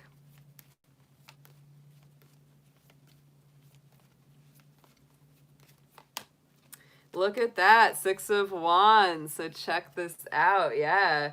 Clarifying that Queen of Swords is the six about going forward. Sorry about that. I hope that everything is okay. Someone tried to call me, which I usually never have happened during this time. So anyway, there we are. Yeah. But that is it. Whatever decisions that you make in that way, it keeps calling me, guys. I'm so sorry about that. So in the immediate past, we have this King of Wands, King of Imps. This is leadership. This is going forward. This is where you're coming from. Oh, thank you, Terry. Thank you so much for that blessing, darling. Appreciate it. You guys are the best. So Cancer, you're definitely coming from a place where you are going for what you want. And, you know, what you want is a success. It's a victory. It's to not put up with anybody who's not really honoring you anymore or not being honest with you. Yeah. No, somebody was calling me. I don't even know the number. I don't recognize the number. So yeah, I think next time I do this, usually I never have that. Usually I never have that happen. I don't have people calling me during my lives. I should put that on hold. Defer my calls. Hey there, Marigold. Good to see you. All right, Cancer. Let's clarify that King of Wands for you, where you are coming from. Yeah, with the Page of Wands and the King of Wands. I like that. So to me, this is really, you're coming from a place of taking action, wanting new growth, wanting a fresh start with that Page of Wands. That's really like the magical initiate. You know, to me, this is very strong Aries energy coming through with these cards. And we just have that full moon in Aries. The moon is still in Aries today. So that's very strong for you. That really, to me, is like such a motivating energy, especially for Cancer. Going into the future, look at that. We have the Star card. We have Aquarius energy coming up again. Yeah, I know. Sneaky Pete's trying to come up on my voicemail. I don't even know who that is. They're not somebody that I have saved in my contacts, so I have no idea who that is. So yeah, the Star coming forward for my Cancers by this week's end or even by the month's end. To me, that's really raising your vibration. It's going to the next level after a very challenging time. It's like the clouds, the fog finally starts to lift. You're getting some clarity. You're seeing where things can go in a better direction.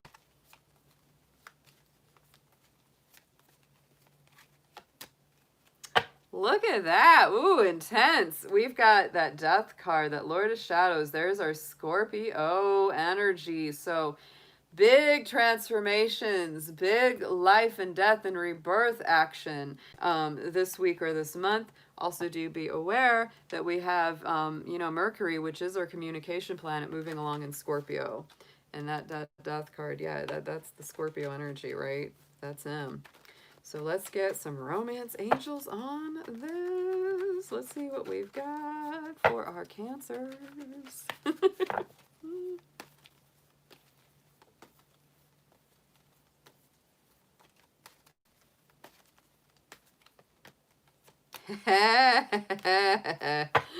So Cancer, the wedding card is coming into this. Situation could involve marriage, taking things to the next level. Cancer's just saying, are you wasting my time? Does this have the ability to go long term or not? Because my Cancer folks are all about long-term goals, long-term situations. That's where they're at. Separation, there may be time apart from the partner. You may be in a long distance situation, etc. And trust is there. So there is faith, there is trust in the divine process here for you, Cancer. On the bottom of the Halloween Tarot, we do have the Magician. So you definitely do have power in this to make the decisions, right? To make the choices that will create better outcomes and better realities. And we have the moon. There is your magical moon card there, Cancer. I love the art on that. That was just so beautiful.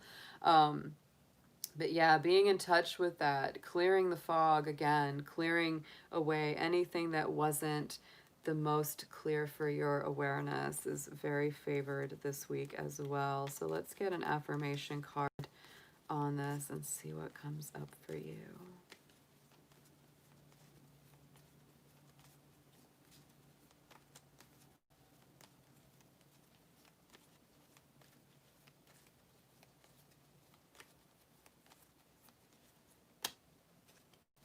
Okay, so Cancer, this is the power symbol coming in. Cleanse, purify, and protect the physical body. So stepping into your power, get more aware in your body. If you've been very like 5D and very much like floating around in the ether, it's time to get grounded and centered in your physical presence this week, Cancer. Very nice, very nice. Very powerful week, yes. All right, let's see what we've got. Next is we're going to pull our winner for our giveaway this week.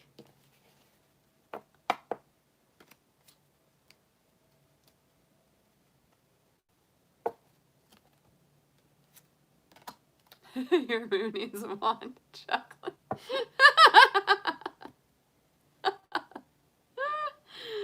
All right, guys, so let's see what we've got. I've got a whole lot of ash from my burning of my my sweetgrass today. So today the contest is for the rose quartz. I've got all my folks ready to go in the bowl. So let's go ahead and get somebody out of this list. Oh, dear angels, guardians, ancestors, who needs this rose quartz the most this week? Let's see who comes out.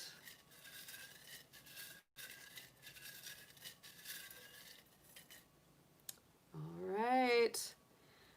Oh my goodness. It is Silver Star Priestess again. Look at that. We have her up for our rose quartz. So she has won this contest twice in a week. Twice. Look at this. Oh my gosh. Ah. So I will be sending you this one out as well, Silver Star. You won another one for me last week, and I can't remember. I think it might have been the Adventurin. Oh, and I do have another one to give away our coming week. So let me grab that really quick. Let me grab that guy.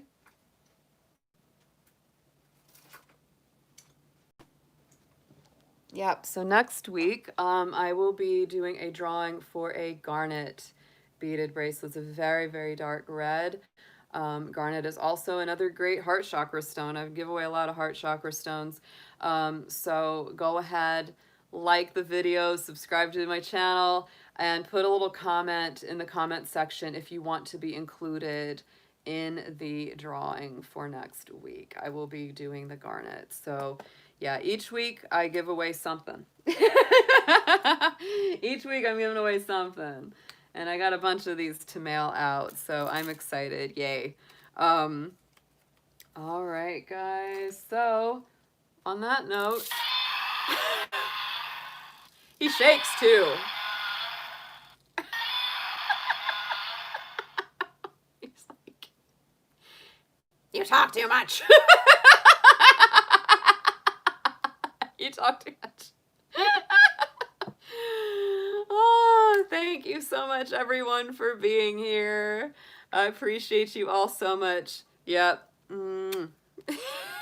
Dragon kisses.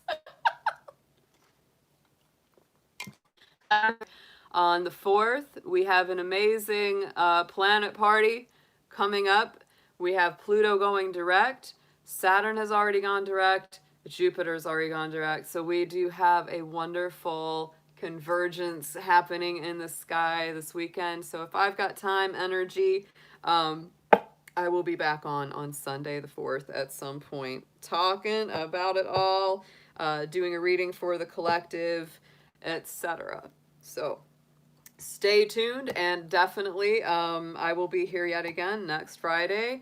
Same dragon time, 12 p.m., and same dragon channel. All right, yes. Eastern Standard Time. Eastern Standard Time. We're always here. And these will be posted up. Let's pick a dragon name, Amber says. Yeah, put your suggestions. Put all your suggestions for the dragon name for our new guy here in the comments as well. And we'll pick one of those at the end of the week, next week. How about that? We'll do that too. We're gonna have two things going on. Another bracelet giveaway, and picking a name for Mr. Dino Dragon here. Steve. Sexy Rexy. You sexy Rexy. Shake that tail. Shake that tail. Some of these are hilarious. Oh my gosh, guys. Have a wonderful, wonderful weekend. I love seeing you as always. Thank you for your time, your energy.